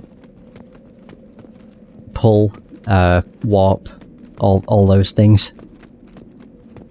I just went with what I know. We're going to speak to Tali. I didn't want to do that. No. New save I made. So where's Tali? Oh, there she is. Ooh, medkit. I don't need it. This is your chance to go find Vitor while I tend to the wounded, Shepard. Oh. He's probably somewhere in the back of the loading bay. Okay. May as well open this. Get some nice extra salvage. What was that? Damaged. Oh. We can use this. Ooh. Recruit a head scientist to build what? We got 2,000 iridium. Really? And I thought what I got from importing my Mass Effect 1 character was shitloads. It was basically nothing. It was 5,000 of each. Oh. Could have been worse. Monsters coming back. Mechs will protect. Safe from swarms. Have to hide. No monsters. No swarms. No. Vitor? No Vitor. Not here. Swarms can't find. Monsters coming. Have to hide. Hmm. Nobody's gonna hurt you anymore. I don't think he can hear you, Commander.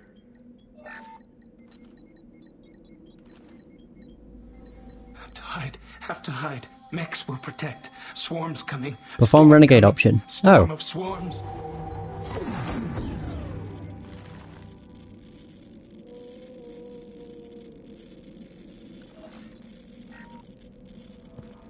Hey. Human. Where did you hide? How come they didn't find you? Who didn't find us? The monsters. The swarms. They took everyone. We're not survivors, Vitor. We just got here. You don't know. You didn't see. But I see everything. Looks like security footage. He must have pieced it together manually. What the hell is that? My god. I think it's a collector. Okay. Is that some kind of alien? They're a species from somewhere beyond the Omega-4 relay. Only a few people have ever seen one in person.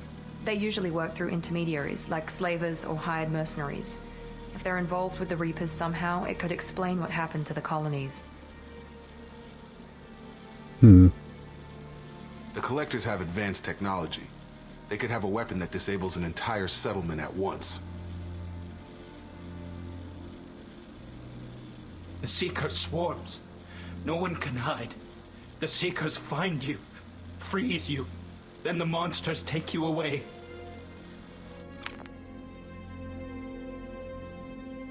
Okay. Why didn't the Collectors take you? Swarms didn't find me. Monsters didn't know I was here.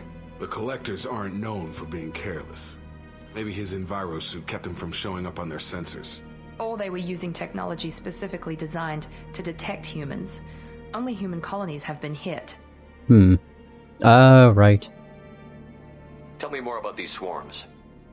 It's how they find you. Seeker clouds, machines like tiny insects. They go everywhere. They find you, then they sting you, freeze you.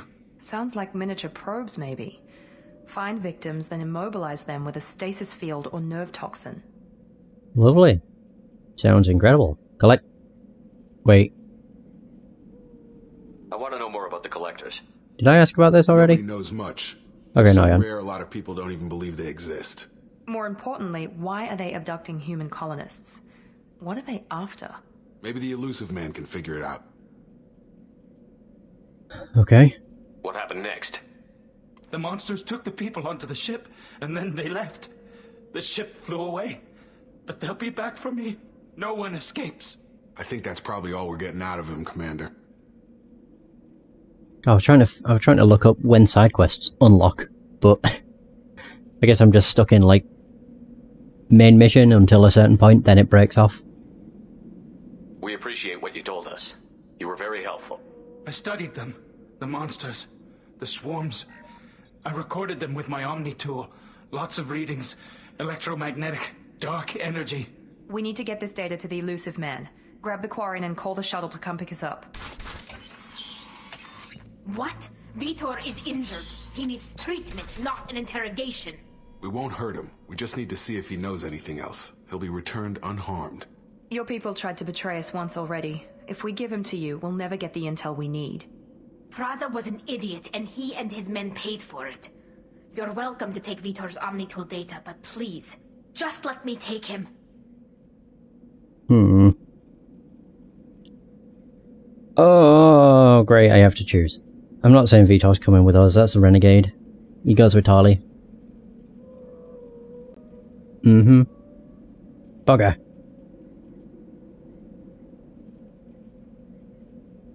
I don't want to say she should join us, she doesn't like Cerberus, understandably. Yeah, whatever. He's traumatized and he needs medical care. Tali will give us the Omnitool data and take him to the flotilla. Understood, Commander. Yay! Thank you, Shepard. I'm glad you're still the one giving the orders. Good luck out there. If I find anything that can help you, I'll let you know. We're ready for pickup.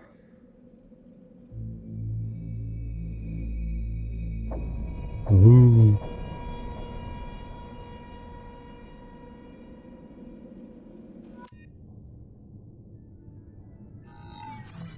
What? Alright. Shepard, good work on Freedom's progress.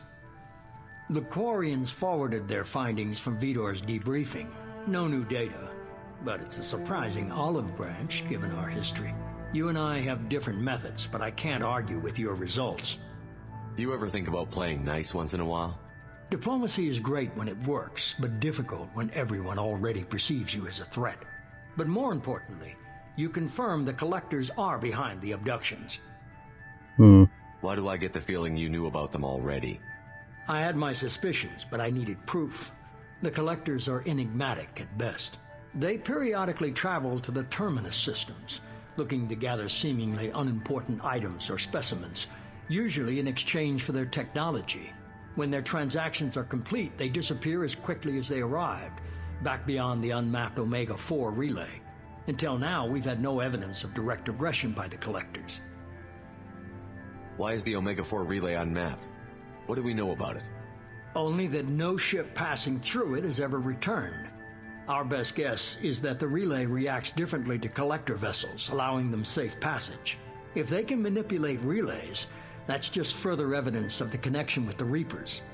Any ideas on why they've shifted their focus to humans? If they're agents for the Reapers, it could be any number of reasons. Obviously, humanity played a huge role in Sovereign's destruction. That might have been enough to draw their attention.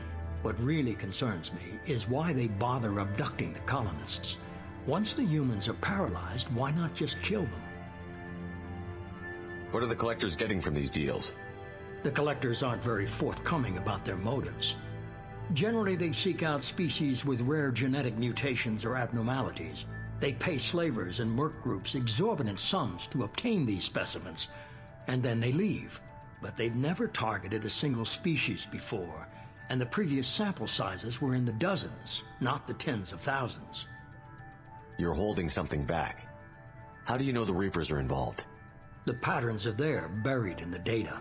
The Council and the Alliance want to believe the Reaper threat died with Sovereign. You and I know better. I won't wait until the Reapers are on the march. We need to take the fight to them. If this is a war, I'll need an army. Or a really good team. I've already compiled a list of soldiers, scientists, and mercenaries. You'll get dossiers on the best of them. Finding them and convincing them to work with you could be challenging, but you're a natural leader. I'll continue to track the Collectors. When they make their next appearance, I'll notify you and your team. Be ready. Keep your list. I want people I trust. The ones who helped me stop Saren and the Geth. That was 2 years ago, Commander. Most of them have moved on, or their allegiances have changed. Tali. What about Tali? She already helped us on Freedom's Progress. That was unexpected. I need more intel before I'll commit to that. Where's Liara Tassoni? She's on Ilium. My sources say that she's working for the Shadow Broker. If so, she can't be trusted. Where's Garrus Vakari? The Turian disappeared a few months after you were declared dead. Even we haven't been able to locate him. Where's Ashley Williams? She's still with the Alliance. Promoted, I believe. Her file is surprisingly well classified. Where's Erdnot Rex? He returned to Chichanka, and he hasn't gone off-world in over a year. He's trying to unite the Krogan clans. Oh. Okay, I get it. They're not available. You're a leader, Shepard. You'll get who you need. I'm still a Spectre. Maybe I can get the Council to help us out. If you think you can convince them, by all means. Just remember, you've been gone a long time. Things have changed. You worry about the Collectors. I'll make sure my team's ready. He has always got a cigarette. 2 things before you go. First, head to Omega and find Morden Solus. He's a brilliant Solarian scientist. Our intelligence suggests he may know how to counteract the Collector's paralyzing Seeker swarms. I haven't even started and you're telling me what to do? I'm giving you direction. What you do with it is up to you. I'm sure you'll make the right decision. Okay. All right. What's the other thing? I found a pilot I think you might like. I hear he's one of the best. Someone you can trust.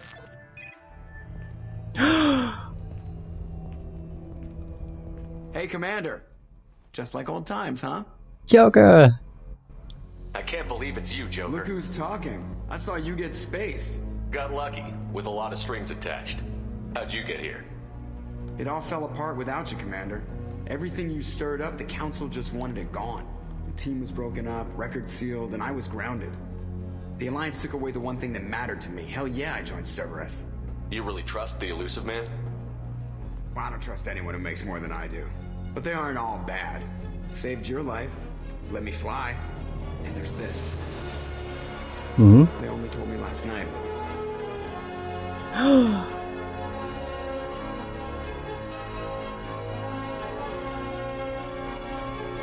Oh my god.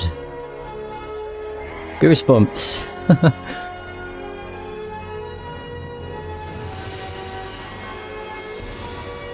It's the Normandy. Mark II.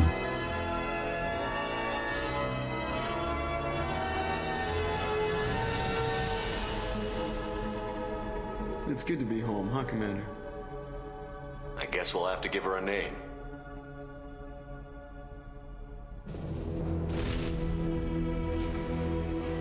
Oh my god.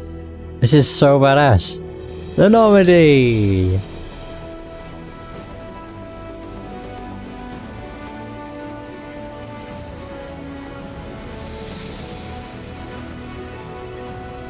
Oh my god.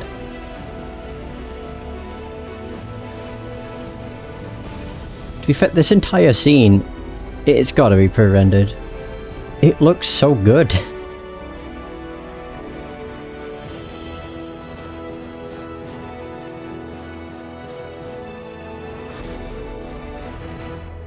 So they rebuilt the Normandy. I don't really understand this. Yeah, I don't know, the like report card mission complete thing is confusing. Kinda. I don't know, it's weird. So Collector's confirmed the source of the attacks on Freedom's progress. Quarian survivor Vitor returned with Tali Zora to the Migrant Fleet. Will examine his Omni-Tool data for anything useful. Wait, what was this? Must recruit a head scientist to build this upgrade. Heavy weapon ammo capacity. The power cell technology used by heavy weapons is fairly old, but can be improved by rebuilding the core with more modern components. These improvements allow standard power cells to yield more shots per power cell, and allow for more total shots to be fired. Okay. Yeah, I don't know, the mission report thing is just very strange. I don't necessarily hate it, it's just gonna take some getting used to, I guess. It's very weird. So we got the Normandy back. I guess. How strange.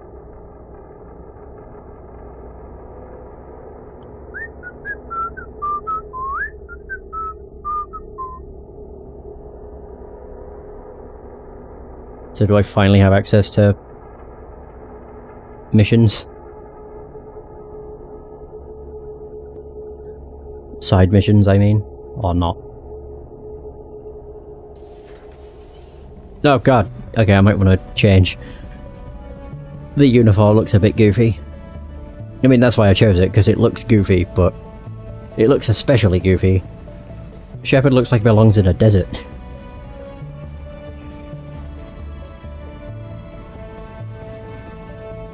Oh my.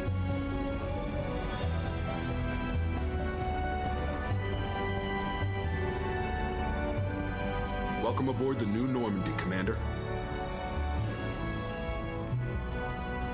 I've been looking over the dossiers. I'd strongly recommend starting by acquiring Morden Solus, the Solarian professor on Omega. We know the Collectors use some type of advanced technology to immobilize their victims. We'll need him to develop a countermeasure to protect us.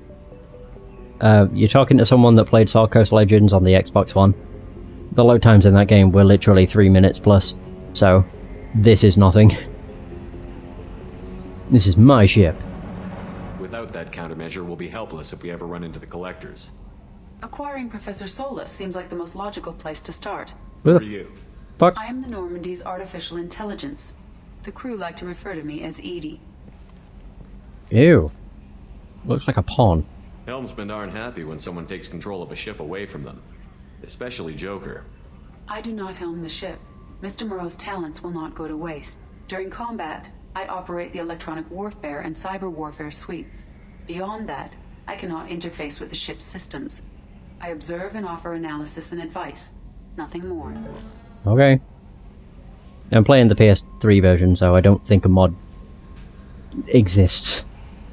I'm not really bothered either way. The load times were no different with the first game. They were fairly long, but you deal with it. I'm guessing it takes more than just the three of us plus Joker to fly this ship. The Normandy has a full crew. They're at their stations awaiting your orders. Final preparations for takeoff are complete, Commander. When you're ready to go, just pick a destination from the galaxy map and the CIC and I'll plot a course. Jacob and I should return to our posts. Come find us if you have any questions. Okay. Galaxy map. Use the galaxy map to pick new destinations for the Normandy. Okay. Use your private terminal to get status updates on your squad.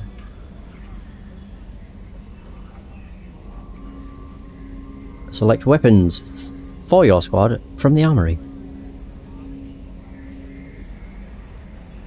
Use the elevator to access the Normandy's other decks. Then sit through a load screen. Captain's quarters. Yeah, I might want to do that.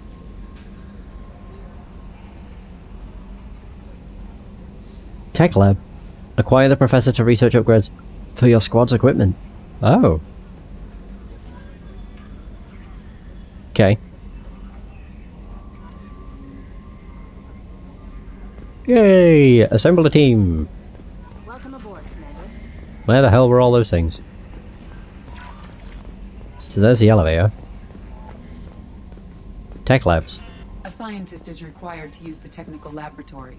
Oh yeah, of course, I forgot. The door doesn't open unless I have a scientist. What a load of crap. Weapon locker. What the? Oh, these are the heavy weapons. Ooh! Oh, these are all the weapons. Whoa, okay. Whoa. Hey, Jacob. Commander, there hasn't been time to really settle in and take stock. I want to say that working with you is a great opportunity to do something that matters. It's a privilege to serve on the Normandy, Commander. You may change your tune if we end up like the original Normandy. Maybe. As long as the elusive man walks his talk, and you do the same, I'll do my best to make sure we succeed. That's been the condition for my service so far. I have issues with certain actions Cerberus has taken in the past. What has Cerberus done to make you nervous? A lot. They've been called terrorists, and with good reason. Doubt you can find a more checkered past. But if the Collector threat is real, and we do something about it, Cerberus will be remembered differently. Or will be tried and executed. Can't count on people thinking about it as hard as I have. I look forward to working with you, Mr. Taylor.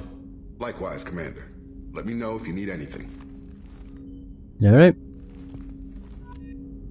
Hey, more Paragon points. Tech lab still can't go in. Briefing comm room. What the? Hey, I can talk to Eddie.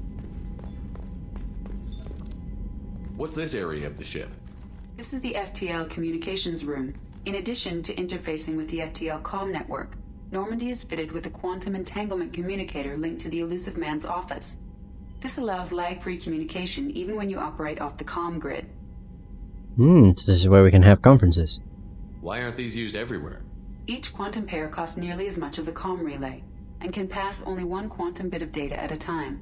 In addition to the cost and bandwidth issues, the system is strictly point-to-point. To contact 100 different worlds, we would need to manufacture and install 100 entangled pairs, one linked to each world. A quantum what? I've never heard of a quantum entanglement communicator. How does it work? Essentially, two subatomic particles are created in an entangled state. One is installed here, and the other in the elusive man's office.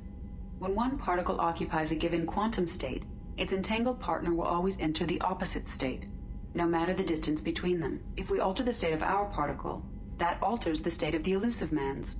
This allows us to send data in the form of quantum bits. Oh. That's all for now. Logging you out, Shepard. Alright. Armory. So... yeah, I guess it's not. Where the hell? I want to change out of my Desert Dunes outfit. Joker would like to see you up on the bridge, Commander. Oh yeah, I was gonna go do that first. Oh my god, yeah, Shepard still does the head bloody tilt. Controls. I knew it was gonna be a codex entry. I knew it. Joker! My bud. Oh, there's Eddie. Yes, Shepard. Oh, okay. I want to know more about you. Do you have a specific inquiry? What do you do aboard the ship? I operate the ship's electronic and cyber warfare suites in combat. My reaction time is much faster than any organic. I collate the records of shipboard monitoring devices for the Elusive Man. I serve additional functions which are restricted at this time. Okay. Restricted functions? Like what? Classified. Oh. Some of my databases are sealed, some of my hardware is kept offline. I assume that when certain unknown conditions are met, those functions will be released to me. Cyber warfare means things like viruses, right? In close-range ship-to-ship combat, I can sometimes break through the firewalls of an enemy's internal wireless network. Once I seize control of their systems, I can turn off gravity or air. I can disable weapons guidance or shields, or I can put their fusion plant in meltdown. On the defense, I manage Normandy's own suite of jammers, decoys, and internal firewalls. Wow. Sounds incredibly useful. Why isn't there someone like that on every warship? An organic operator cannot react quickly enough to changing circumstances or perform the necessary multitasking. This is a role that can only be filled by an artificial intelligence. Unfortunately, we are suspect. Well, it might have something to do with how an AI almost destroyed galactic civilization, just putting it out there. The Elusive Man has monitoring devices on board? He has invested most of Cerberus's resources into the design and construction of this ship. He has an interest in monitoring our progress. The Elusive Man has monitoring devices on board? He has invested most of Cerberus's resources into the design and construction of this ship. Let's discuss something else. Ready. I want to know more about you. Shit, I did the same thing. Oh, no, I didn't. Your job, yeah, you and Joker. How are you getting along with Joker? Mr. Moreau does not trust me. It offends him that I am installed aboard his ship's computers. Yeah, the last Normandy did just fine without an AI reminding me the airlock is ajar. Oh, I'm glad Joker's back. Why are you named Edie? EDI is the phonetic pronunciation of EDI. That is an acronym for Enhanced Defense Intelligence. It's not Edie, it's Eddie. She is going to be always called Eddie. Where are you? My core intelligence is housed in a quantum blue box located behind the medical bay. Oh. Let's discuss something else. Ready. Yeah, sure. I want to know more about the people I'm working with. Much of that data is classified. Do you have a specific inquiry? How did Cerberus replicate the most advanced warship in the Alliance Navy without anyone knowing? I have a block that prevents me from answering that question. Bugger. What do you mean? Although I am less controlled than other AI, I am still subject to behavioral blocks and the physical isolation of my hardware. In this case, I am prevented from truthfully answering your question by Cerberus's levels of secret classification. Until a later point in the story, no doubt. Oh well. What sort of resources does Cerberus have? Money, personnel, facilities? Classified. I have a block that prevents me from answering that question. How is Cerberus organized? Aside from the Elusive Man, I don't see much chain of command. Classified. Cerberus is organized into task-oriented cells. Each operates in isolation. Members from one cell cannot recognize the members of another. Each cell's agents are led by a single operator. We are called the Lazarus Cell, which is directed by Operator Lawson. Oh. Let's discuss something else. Ready. What's this area of the ship? This is the bridge, where the navigator plots our FTL vectors, and the helmsman maneuvers the ship. Yeah, sitting right here, thanks. Oh, right, yeah, there we go. That's all for now. Logging you out, Shepard. Can you believe this, Commander? It's my baby! Better than new. It fits me like a glove! And leather seats! The military may set the hardware standard, but on a first-gen frigate they could care less if the seats breathe. Civilian sector comfort by design. The reproduction is not intended to be perfect, Mr. Moreau. Seamless improvements were made. And there's the downside. I liked the Normandy when she was beautiful and quiet. Now she's got this thing I don't want to talk about. It's like ship cancer. It's not the same, Joker. There's nothing here that was even part of the real Normandy. There's us. I have to take what I can get. The last 2 years sucked. You'll see. Even if an AI is spying on us, no way they'll invest this much just to screw us over. It'll be better than the old days. I hope so. I died. Yeah, it's such a downer. It just spins in place. Whoa, what is all this? Shutter controls. Codex. Oh. Whoops. Sorry, Joker, I didn't mean to do that. Primary system's clear. There we go. Yeah, I thought it was going to give me a codex entry. My bad. Space combat pursuit tactics.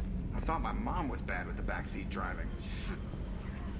Oh my god. So wait, who is that Chambers person? I do like how my sprint is actually a sprint. I'm Yeoman Kelly Chambers. I've been assigned as your administrative assistant. I'll manage your messages and help you monitor the crew. And I must say, it's such an honor to work under you, Commander Shepard. I'm glad to have you on the team, Miss Chambers. Please, call me Kelly. Okay, no. Kelly. Anything else? Do you have a moment to talk? I always have time for you, Commander. What are your responsibilities? I'll keep you notified of any messages or appointments you might have. If any of the crew has important business to discuss, I'll make sure you know. Isn't that the type of task better suited for a VI? Yes, but being your yeoman is just my official role. Unofficially, I observe the crew. Everyone knows how risky our mission is. Many of us may not be coming back. That's a lot of pressure. I have a degree in psychology. I'm good at sensing when people are overly taxed. Okay. You make sure the crew's mental health is sound? Yes. I look for warning signs. I listen. It's not a full-time job, and it's most effective when done informally. We're lucky to have someone with your skills, Kelly. Thank you, Shepard. What else would you like to know? Wait, have I already asked this? What are your responsibilities? I'll keep you notified of any messages or appointments you might have. If any of the crew has important business to discuss... Okay, I've already done that, yeah. What are your Oh responsibilities? my god, it just... Ah, god, why does it keep switching? There we go. I'll make Sheesh. sure you know. How do you feel about being assigned to the Normandy? I was handpicked by the Elusive Man to help fight the greatest threat known to humanity. How do I feel? Honored, exhilarated, terrified. But mostly I feel encouraged. Under your leadership, we can't fail. Don't worry. We'll defeat the Collectors. Oh, die I trying. trust you implicitly. The moment I met you, I knew I could close my eyes, fall back, and you'd be there. I'd embrace you. Excuse me? I mean, I'd drop you. Jesus. It's tempting to say that, but I mean, it's a bit early. Yeah, fuck it. I might You only live once. catch you, Kelly. Hey! That's an enticing thought. Anything else you'd like to talk about? Well, that was unexpected. Alright. This organization has a dark reputation. Do you have any concerns working for them? Not at all. Our methods can be harsh, but Cerberus has noble objectives. We look out for human interests. Advance human technology, save human lives. They're good goals. I was about to say, do they hate aliens? It sounds like Cerberus wants to dominate all aliens and put humankind on top. Cerberus looks out for humanity, but that doesn't mean we hate aliens. My sister started a dog shelter, but she loved cats too. What? I love humanity. I also love Asari, Quarian, Turian, Solarian, Hanar. That isn't in conflict with Cerberus ideals. Hey, what about Krogan? Wow, harsh. That's a very positive attitude. What can I say? I'm a people person. Anything else you'd like to talk about? And a big old flirt, too. I better go. Okay. Yay! We'll talk later. I got Paragon points for flirting. Nice. Oh, don't... Wait, I can talk to Eddie everywhere. What's this area of the ship? This is the Combat Information Center. The CIC. The crew receives sensor data and coordinates gunnery and damage control efforts. While Normandy is flown from the bridge, during combat, the commanding officer issues orders from the CIC. Oh, my private terminal. I was about to say, why do you keep telling me about the galaxy map? Team status. Or... Whoa! Wait, why are they all... Why are they lit up? Dossier the Veteran. Zaid Masani, Combat Survival Tactics Protection. Zaid has stopped taking work recently, but he was last seen on Omega. His reputation as a primary bounty hunter of the galaxy has caught up with him. He is rumoured to spend his days drinking and shooting would-be rivals. There is none better in a fight. the Professor, Dr. Mordin Solis, biological weapons expert, light weapons training with Solarian Special Task Groups. Or Tasks Group. Dr. Mordin Solis is a Solarian biological weapons expert whose technology may hold the key to countering Collector attacks. He is currently operating a medical clinic in the slums of Omega. Archangel, small unit tactical expertise, Omni-tool expert and noted sniper. Archangel is a mercenary commander whose operations are noted for their technical expertise and strategic brilliance. He is responsible for high-profile attacks on gang leaders on Omega and can likely be found there. Cycle her appearance? Excuse me? A random outfit for Miranda. Alright. The Warlord, Dr. Okiya. Millennia of combat and strategic experience, rumored familiarity with Collector technology. A brilliant, brutal Krogan warlord and Krogan Rebellion's veteran, Okiya is obsessed with saving the Krogan from the genophage. It appears he contacted the Collectors to gain the necessary technology. Currently at a Blue Suns camp on Corlys, his relationship with the mercenaries is unknown. The Convict, Jack, no less known name. Exceptional biotic abilities, criminal background, currently in custody. Jack is rumoured to be the most powerful human biotic, little else is known, but the subject has a history of violence and should be approached carefully. Currently Jack is being held on the Turian prison ship Purgatory. Cerberus has negotiated for the subject's release. The Master Thief, Kasumi.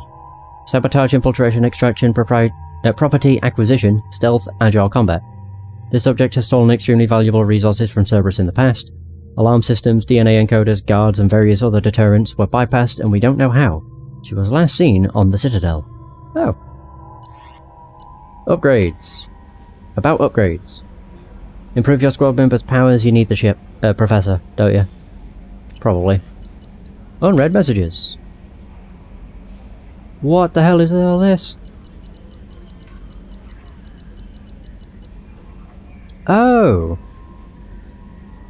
From the Elusive Man. Alright, I'm going to be reading for a long time, and then I'm probably going to end the session. I want to switch Shepard out of the desert clothes, though. Okay, so Shepard, our armor technicians have had a lively debate about the Kestrel armor system. The suit is supposed to be effective in its own merits, but the technicians felt its shield algorithms were best exploited piecemeal in custom arrangements by combining it with other armors. I've shipped a Kestrel suit to the Normandy. It has modular programming so that you can mix and match parts as you wish. The Archon Visor. Oh, red. So wait, when it's red, does it just disappear? Yeah. So, Shepard, our technicians just made a handoff to your crew, a visor and a bit of software called the Archon system. It manages processing power for biotic amplifiers and omni-tools, or more correctly, allows you to do the managing. It's now in your armor locker. I do wish it didn't boot it all the way to the top, but whatever. Phalanx Heavy Pistol. Shepard, Eddie informed me that Jake had recently acquired some M5 Phalanx pistols from some friends who shall remain unnamed. I appreciate his resourcefulness, but had he come to me, I would have made the arrangements. We've discussed this, and to show there are no hard feelings, I've had a few more complimentary Phalanx's replacement parts for their laser sights, and their repair manuals delivered to the Normandy. Use them how you will. I should probably go to the weapons locker just to see what there is. Yeah. So, Capacitor Helmet. Shepard, by the time you read this, our technicians will have delivered a Capacitor Helmet to your armor locker. It will step up your shield recharging technology. Use it in good health. This is all DLC stuff, which is crazy. So much. So, Geth Plasma Shotgun. Shepard, Celavar's acquired an interesting weapon from the Geth. It's much like a shotgun, but it's higher tech. Something to do with firing superconductors that create plasma on impact. Its ammunition is more specialized than those of our shotguns, but it's not hard to make or modify. I've arranged delivery of a few of these weapons to the Normandy. The Mattock Heavy Rifle. Shepard, Miranda has been working with Eddie on crunching battle telemetry numbers, and Eddie had an interesting thought. She suggested we may be overlooking older proven technologies in an effort to provide you with the state-of-the-art. Normally I wouldn't give much credence to the idea, but when an AI criticizes you for living high-tech, it gives one pause to consider.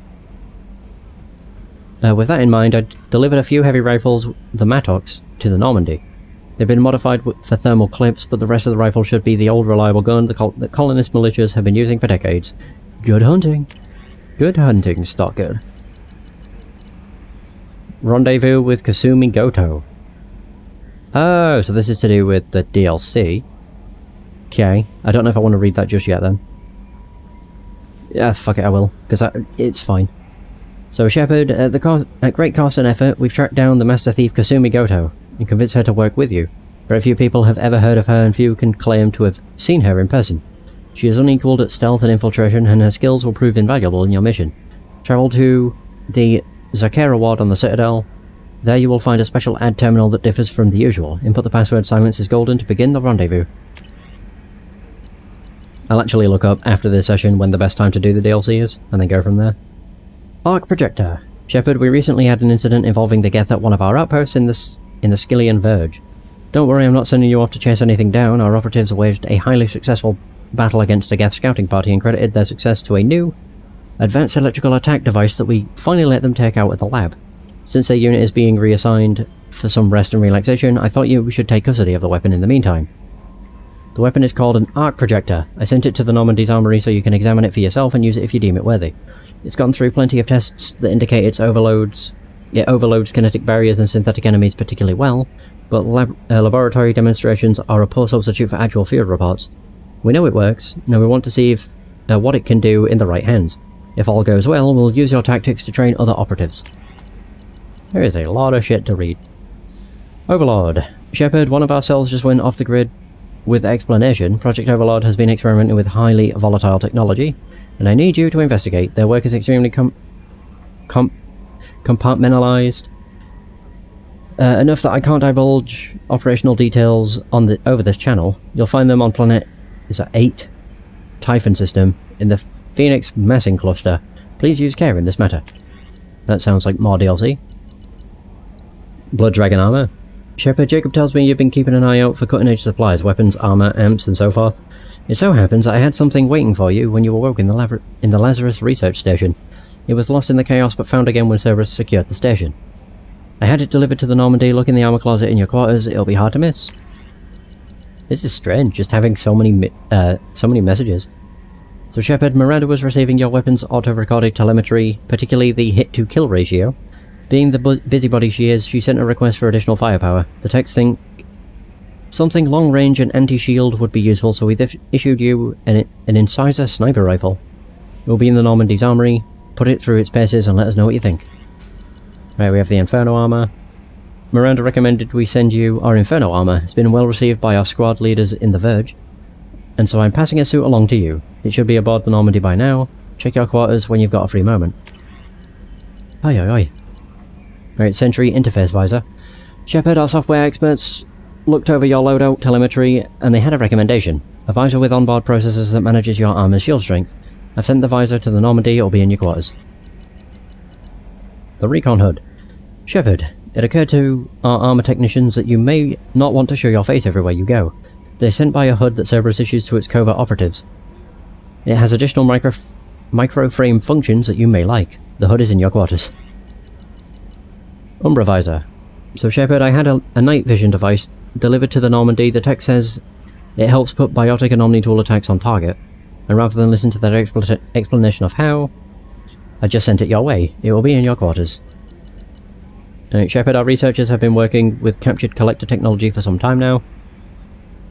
They've developed an experimental armor suit in your size and an assault rifle that the techs say should take a standard thermal clip. I had the items delivered to the Normandy's armory. Good hunting. So the collector rifle and armor. Terminus armor. Oh my god, there's so much. So Shepard, our armor technicians found a high-performance suit for you that was manufactured in the Terminus system.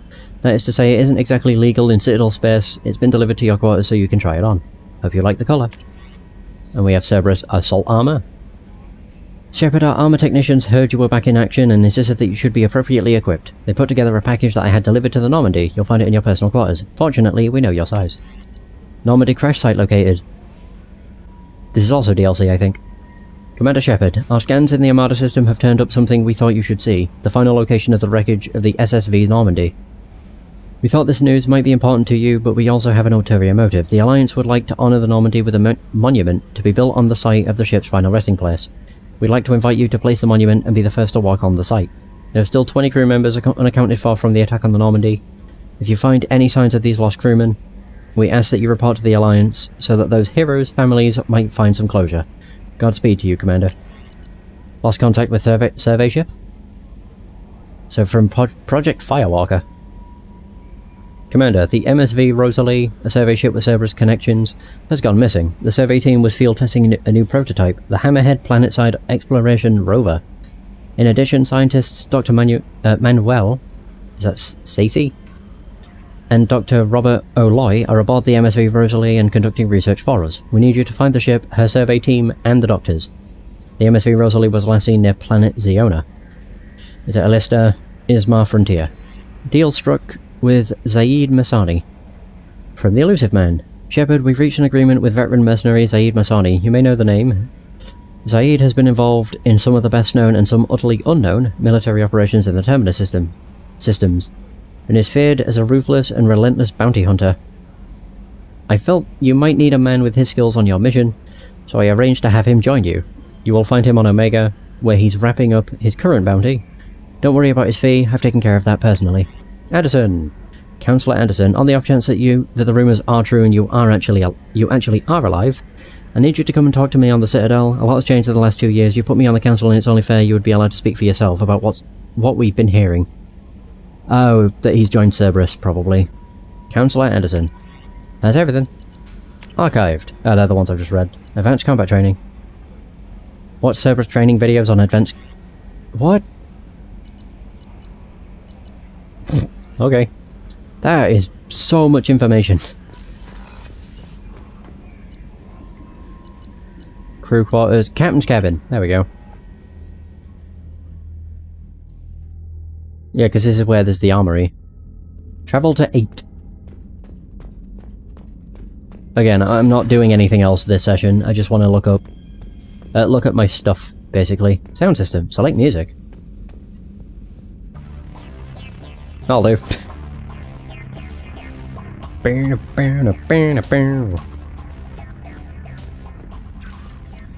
Oh, my private terminal's here too. View trophies. Oh.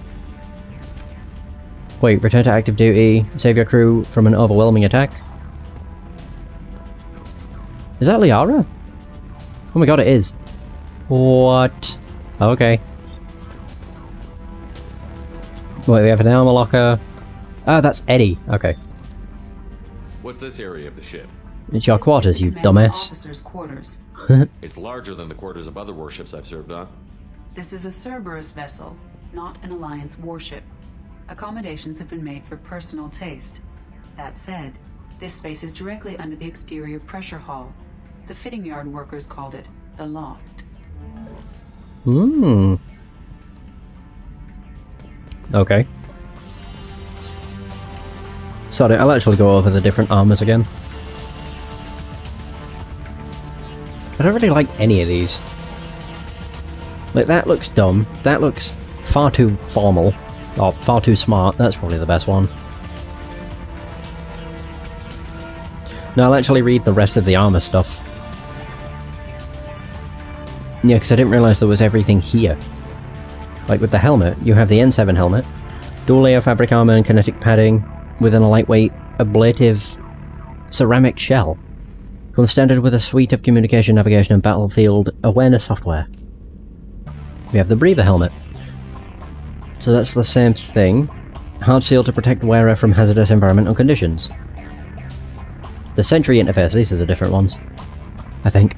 This visor works with the Sentry system, a software application that optimizes an armor suit's microframe computer. When the Sentry system is running, more power can be devoted to the shield management. So shield strength goes up.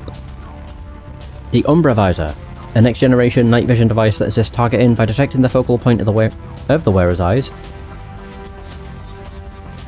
and enhancing the image at that location. The visor helps direct a biotic power or a shot from an Omni tool exactly where the wearer is looking.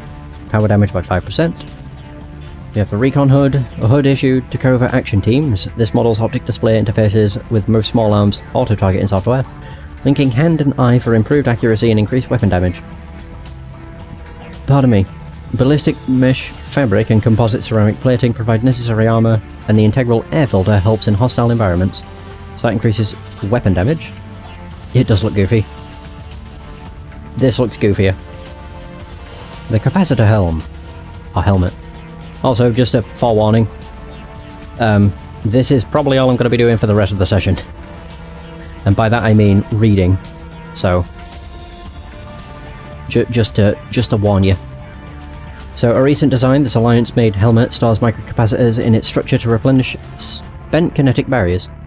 This Transpari plast armor panel on its top can be removed to access capacitors for field maintenance. Reduce the delay before shields start regenerating by 10%. We have the Archon Visor. That also looks dumb. Why is there shit on my chin?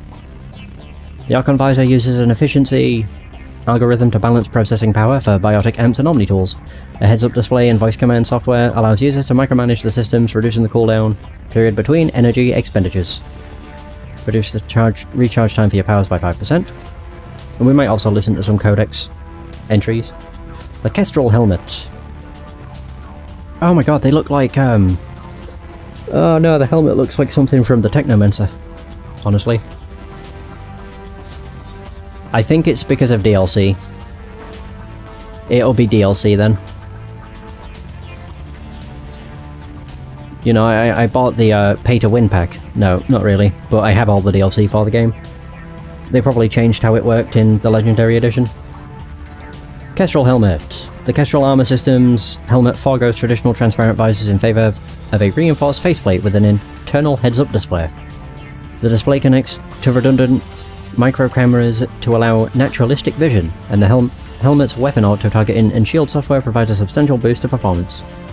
Ah. So increase headshot damage by 5%, weapon damage by 3, and shields by 3.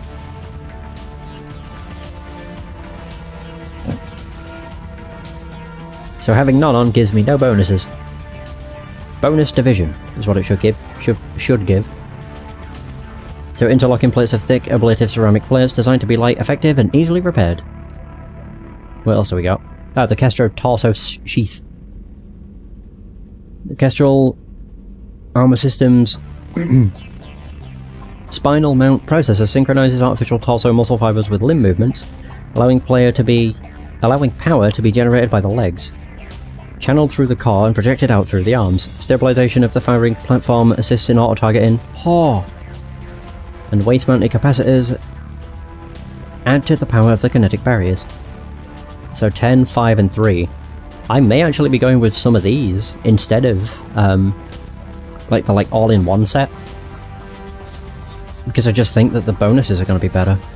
So curved shell of an ablative ceramic over kinetic padding. The Kestrel Armor System shoulder plates house backup capacitors for shield generation. Artificial muscle fibers based on spider silk reinforce the shoulders, allowing for more powerful movements. Yeah, I have a feeling these are going to be better.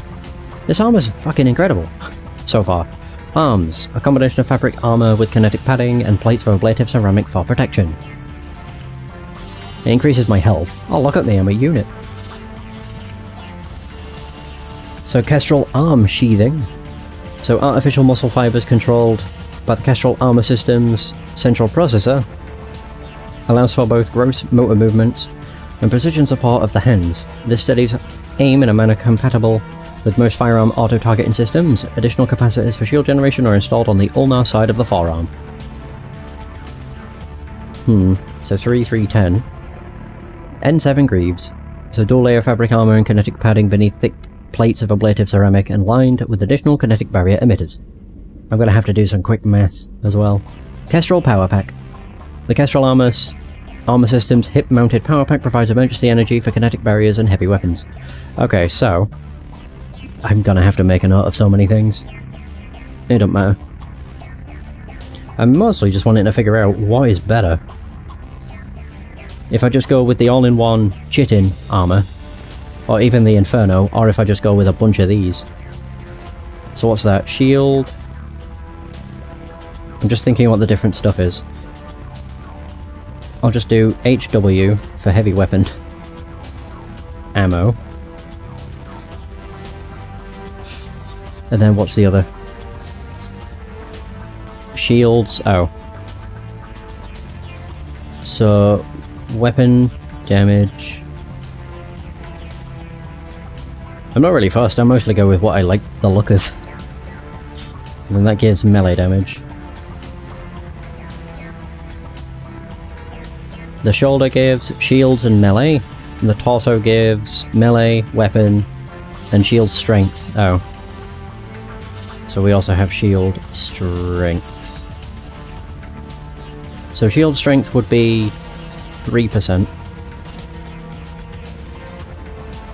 Shield in general would be...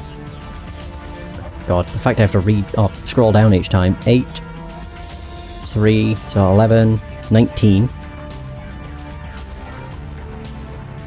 So that's 19%. The heavy weapon ammo capacity I think is only from the legs. Yes. So that's 5%. I mean, this gives me a lot more bonuses than the Chitin armor does. So that's weapon damage by 3. Melee damage. Weapon damage. So 8.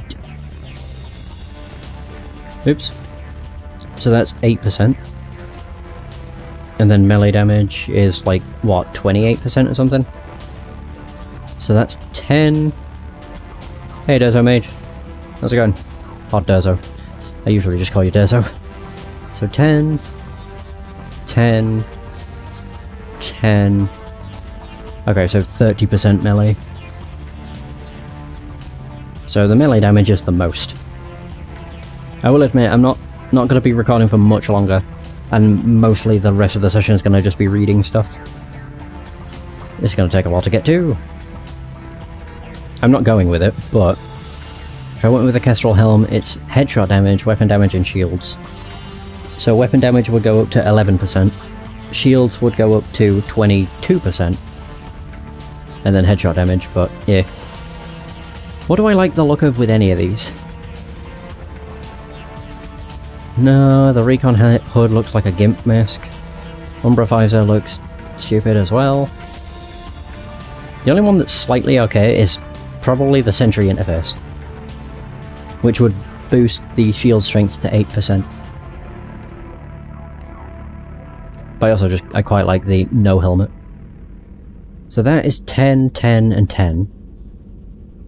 The Chitin is 10, 10, 20. Yeah, that's not really that great, actually. Like, I get a regeneration bonus, sure, but...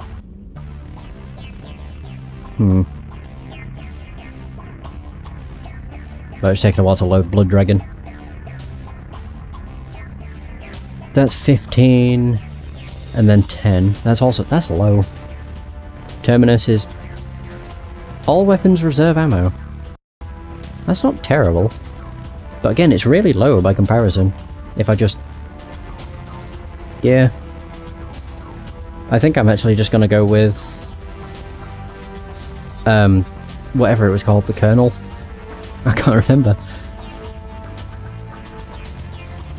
Kestrel, there we go. Although, do I go with a helmet or not? But if I go with a helmet, it's probably going to be the Sentry, because it's the less intrusive. Like, it doesn't cover his entire head. You can still see his face. But it is still there. And that gives me more shield strength. Wait, so what's the difference between shield and shield strength? Yeah, I think I'll go with that. And I think I'll stick with that. As I say, I would have stuck with the Chitin armor, but the bonus it mostly gave was 20% health, which is good, but, you know, I can scroll down more. Wait, really? With the armor? Oh yeah, I can. Oh, it's just material and colours. Ooh, okay. This doesn't give me any more bonuses, but, you know, it makes me allow it to look cool. This one's like extra shiny, so I'll go with that. Can I make it purple? Come on, this is the thing dreams are made of. Ooh, which... Ooh! Ooh. Which one's more purple, would you say? That one I would go with. That's more like I mean, that's purple too. That's like a bluey purple, which I like. Ooh, tint. Oh, there we go. Then with this I could do... There you go. Nice. The hell is the pattern? Okay, so I could just make it another colour. No, I don't want a pattern.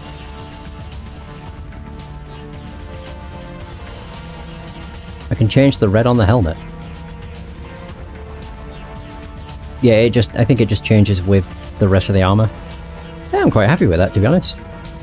My nice and purple armour. I didn't even notice the arrow, to be honest.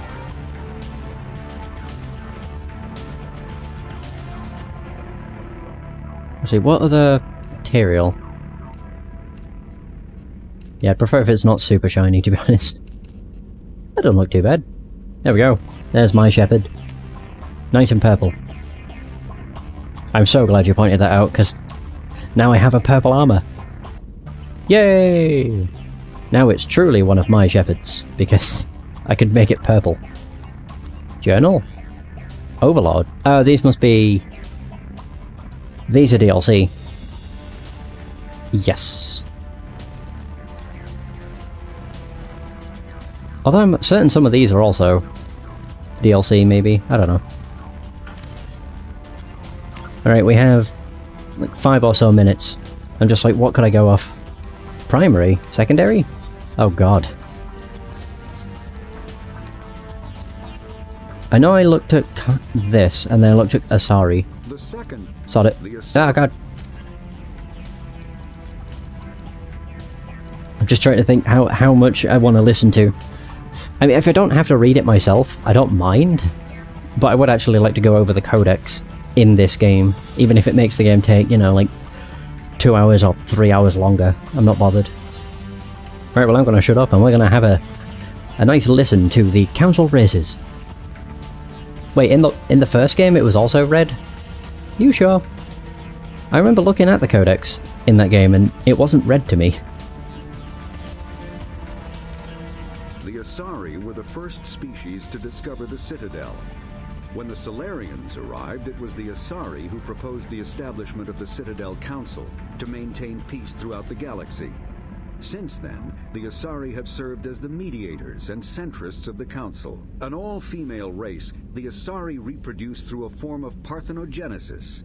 They can attune their nervous system to that of another individual of any gender and of any species to reproduce.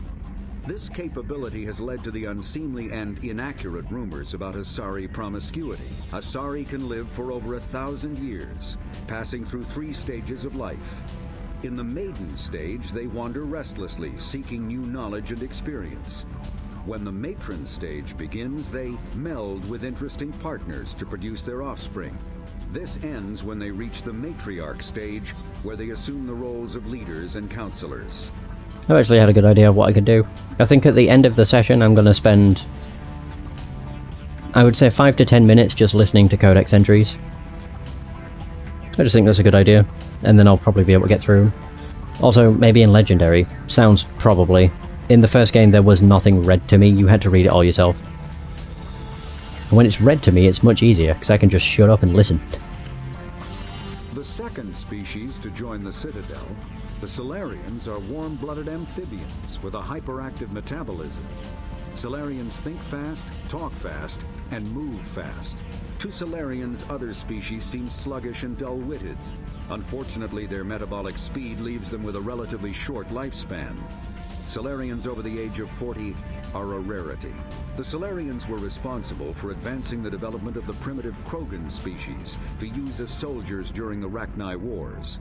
They were also behind the creation of the genophage bioweapon the Turians used to quell the Krogan rebellions several centuries later. Solarians are known for their observational capability and non-linear thinking. This manifests as an aptitude for research and espionage. They are constantly experimenting and inventing, and it is generally accepted that they always know more than they are letting on. Okay. The only thing I'm concerned about is, what's the difference between primary and secondary?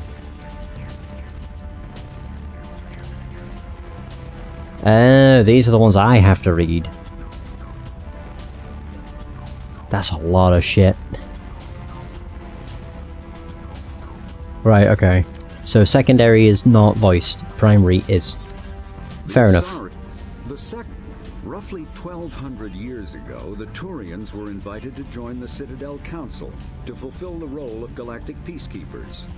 The Turians have the largest fleet in Citadel space, and they make up the single largest portion of the Council's military forces. As their territory and influence has spread, the Turians have come to rely on the Solarians for military intelligence and the Asari for diplomacy. Despite a somewhat colonial attitude towards the rest of the galaxy, the ruling hierarchy understands they would lose more than they would gain if the other two races were ever removed. Turians come from an autocratic society that values discipline and possesses a strong sense of personal and collective honor. There is lingering animosity between Turians and humans over the First Contact War of 2157, which is known as the Relay 314 incident to the Turians. Officially, however, the two species are allies, and they enjoy civil, if cool, diplomatic relations. Also, my response to that is, and? I'm probably not going to read secondary, though. Wait, what's it say with this? Not that. I just want to compare what it says between this. Okay, so it's literally just more in-depth on the primary. I'm not bothered. I will quite happily just listen to primary. It gets the gist of it. Secondary is just the same, but in way more words. Alright. I'll read over all of the... hang on. We'll just listen to all of Aliens, and then that'll do. 50,000 years ago, the Protheans were the only spacefaring species in the galaxy. They vanished in a swift galactic extinction. Only the legacy of their empire remains. They are believed to have built the mass relays and the Citadel, which have allowed numerous species to explore and expand throughout the galaxy. Prothean ruins are found on worlds across the galaxy. While surprisingly intact for their age, functioning examples of Prothean paleotechnology are rare. Time and generations of looters have picked their dead cities and derelict stations clean. Some believe the Protheans meddled in the evolution of younger races. The Hanar homeworld of Kaje, for example, shows clear evidence of former Prothean occupation. The presence of a former Prothean observation post on Mars has caused a rebirth of interventionary evolutionists among humans. These individuals believe the god myths of ancient civilizations are misremembered encounters with aliens. With aliens? Ah. Non-council races. Oh boy. In the early 2160s, the Alliance began aggressive colonization of worlds in the Skyllian Verge, much to the dismay of the Batarians, who had been developing the region for several decades. In 2171, the Batarians petitioned the Council to declare the Verge a zone of Batarian interest. The Council refused, however, declaring unsettled worlds in the region open to human colonization. In protest, the Batarians closed their Citadel embassy and severed official diplomatic relations with the Council, effectively becoming a rogue state. They instigated a proxy war in the Verge by funneling money and weapons to criminal organizations, urging them to strike at human colonies. Hostilities peaked with the Skyllian Blitz of 2176, an attack on the human capital of Elysium by Batarian-funded pirates and slavers. In 2178, the Alliance retaliated with a crushing assault on the moon of Torfin, long used as a staging base by Batarian-backed criminals. In the aftermath, the Batarians retreated into their own systems and are now rarely seen in Citadel space. Now that image is quite literally lifted from beneath, Bring Down the Sky on Mass Effect 1, when you first encountered the Batarians. I had a feeling they would do that. Collectors. Living beyond Ew, the what? Omega-4 mass relay in the Terminus systems, the mysterious Collectors species is glimpsed so rarely as to be taken for a myth by most in galactic society. In reality, Collectors are human-sized insectoid bipeds and can resemble massive winged beetles. They are a terrifying force in the galaxy, responsible for the murder of hundreds of thousands. Collectors generate permanent stasis fields around themselves, creating nightmarish red-shifted energy fields. In battle, they hold position whenever possible, relying on their aggressive biotics and nearly limitless power. Several types of bipedal collectors have been identified, including minions, defenders, zealots, assassins, and artillery operators. Acting together, collectors have imprisoned entire cities in stasis. While no definite forensic accounting exists to explain the fate of those imprisoned, leading speculation is that victims are harvested for scientific experimentation and neurobiological repurposing. Oh. Bipedal. Ha. The Elcor hey, are a Krogan. Citadel species native to the high-gravity world Dakuna. They are massive creatures, standing on 4 muscular legs for increased stability. Elcor move slowly, an evolved response to an environment where a fall can be lethal. This has colored their psychology, making them deliberate and conservative.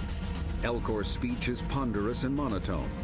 Among themselves, scent, slight movements, and sub-vocalized infrasound convey shades of meaning that make a human smile seem as subtle as a fireworks display.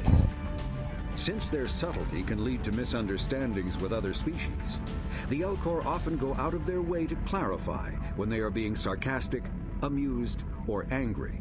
Dakuna's high gravity impedes mountain formation. Most of the world consists of flat, open plains, which prehistoric Elcor wandered across in small family bands. Modern Elcor still prefer open sky, and can become restless and uncomfortable on long starship journeys. I quite like the Elcor. They were a very interesting species, just with the way they spoke. Yeah, like, they would always say what they were about to, or they would state what they were about to say, like, God, what the bloody hell was its name? No, not name, God. It was like amused response or something. And like Elcor. Elcor. How's it going, Nazareth? You've just caught me at the end of the stream, where I'm just listening to codex entries. The Geth. The Geth are a humanoid race of networked AIs. They were created by the Quarians 300 years ago as tools of labor and war. When the Geth showed signs of self-evolution, the Quarians attempted to exterminate them. The Geth won the resulting war. This example has led to legal, systematic repression of artificial intelligences in galactic society. The Geth possess a unique distributed intelligence. An individual has rudimentary animal instincts, but as their numbers and proximity increase, the apparent intelligence of each individual improves. In groups, they can reason, analyze situations, and use tactics, as well as any organic race. Oops. Geth space is located at the trailing end of the Perseus Arm, beyond the lawless Terminus systems. The Perseus Veil, an obscuring dark nebula of opaque gas and dust, lies between their space and the Terminus systems. Alright, I think I'll listen to Hannah and that'll do, because I've just realised we're only about halfway down. Elcor. Oh, is he the guy that calls someone a cold-hearted bitch or something? Oh god, I can't remember what he says. You posted the audio from him the other day, or the other week. Is that him, or is that someone else? And yeah, I'm not doing too bad. Finally started Mass Effect 2. The Hanar oh, those things. are a species known for excessive politeness. They speak with scrupulous precision and take offense at improper language. Hanar that expect to deal with other species take special courses to help them unlearn their tendency to take offense at improper speech. All Hanar have two names. The face name is known to the world. The soul name is kept for use among close friends and relations. Hanar never refer to themselves in the first person in conversation with someone they know on a face name basis. To do so is considered egotistical, so instead they refer to themselves as this one, or the impersonal it. Their homeworld, Kache, has 90% ocean cover and orbits an energetic white star, resulting in a permanent blanket of cloud. Due to the presence of Prothean ruins on the world, many Hanar worship them, and Hanar myths often speak of an elder race that civilized them by teaching them language. Yeah, bugger it. We'll listen to the rest. Sod it. The Krogan evolved in a hostile and vicious environment. Until the invention of gunpowder weapons, eaten by predators was still the #1 cause of Krogan fatalities. Afterwards, it was death by gunshot. When the Solarians discovered them, the Krogan were a brutal, primitive species, struggling to survive a self-inflicted nuclear winter. The Solarians culturally uplifted them, teaching them to use and build modern technology, so they could serve as soldiers in the Rachni War. Liberated from the harsh conditions of their homeworld, the quick-breeding Krogan experienced an unprecedented population explosion.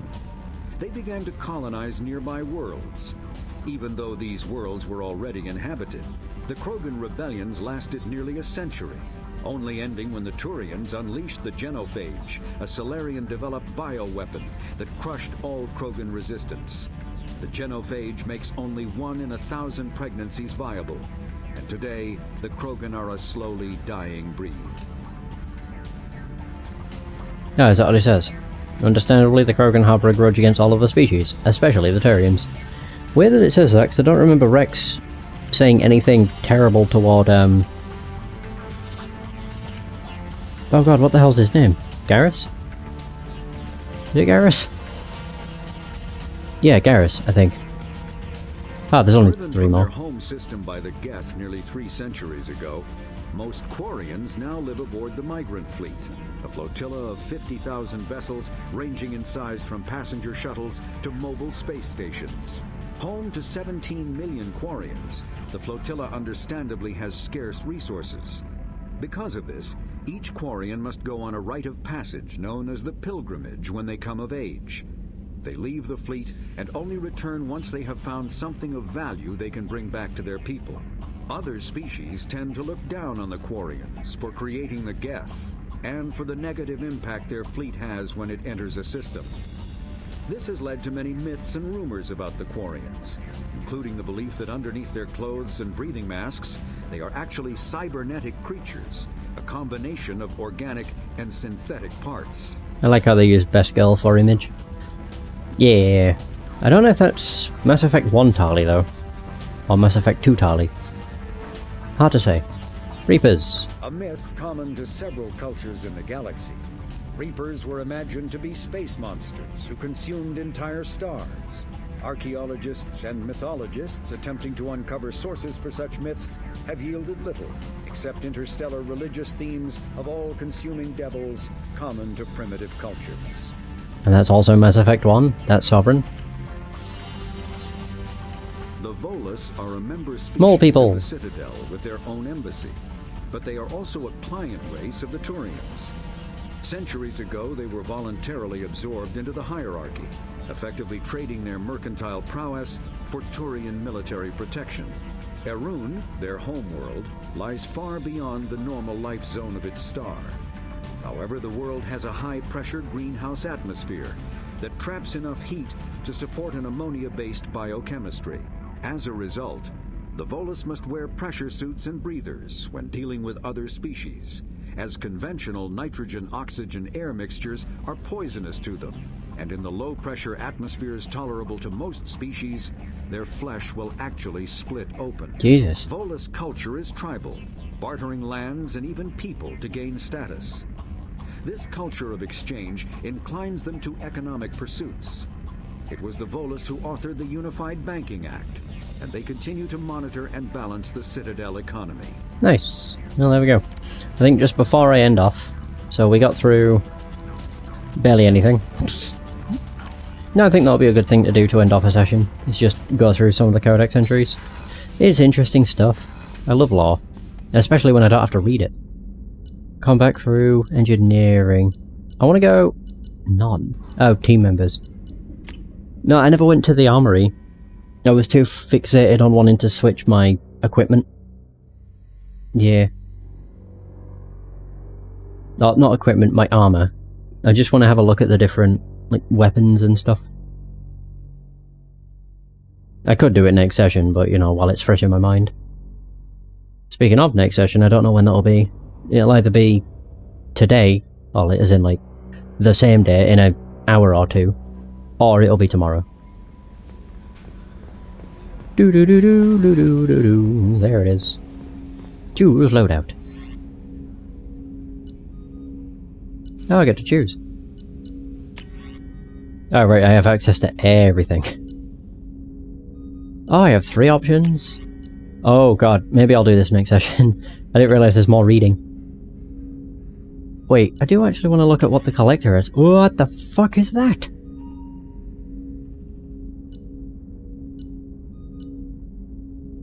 Ew. It's got teeth. I kind of want to use it. Holy crap. I've got some pretty cool looking weapons. The Phalanx Heavy Pistol. Wait, is that the pistol from Andromeda, where they modelled it backwards in that cutscene? Oh, we have 3 heavy weapons. Oh, yeah, I'll actually do this next session, because there's more reading to be done. I know people would just be like, well, you don't need to read. So, yeah, I know, but I wanna. Shuriken machine pistol. Wait, what? So she can either use a pistol, or a oh, it's a heavy pistol. Alright, never mind. Yeah, I'll sort that out next session. There's so much stuff. Jesus. It's kind of like a sensory overload, honestly. Hey, I can end the session in the same place I ended it in the first game. Your private terminal. Are you shitting me? I haven't done anything. Who's it from? She lied to me. Alright, you're not getting paid. New message. My arse, there's no message. Anyway. It's been 2 hours, or nearly 3 hours. And I've done nothing. This is fun though. It's very weird getting used to the changes. Like, the fact I don't have to worry about picking up gear. Like, out in the field, the only thing I ever really have to worry about is credits, and credits, and credits, and scrap, and credits. But it's still fun. And it's still Mass Effect, and there's so much stuff. But, oh, and also I'll actually have to look at a good time to start the DLC. But either way, that is going to be the end of the session. Thank you so much for watching, I hope you have enjoyed. And until next time, take care. And for those who stopped by the stream, thanks for stopping by, it's much appreciated. Have a good day, and I'll see you next stream.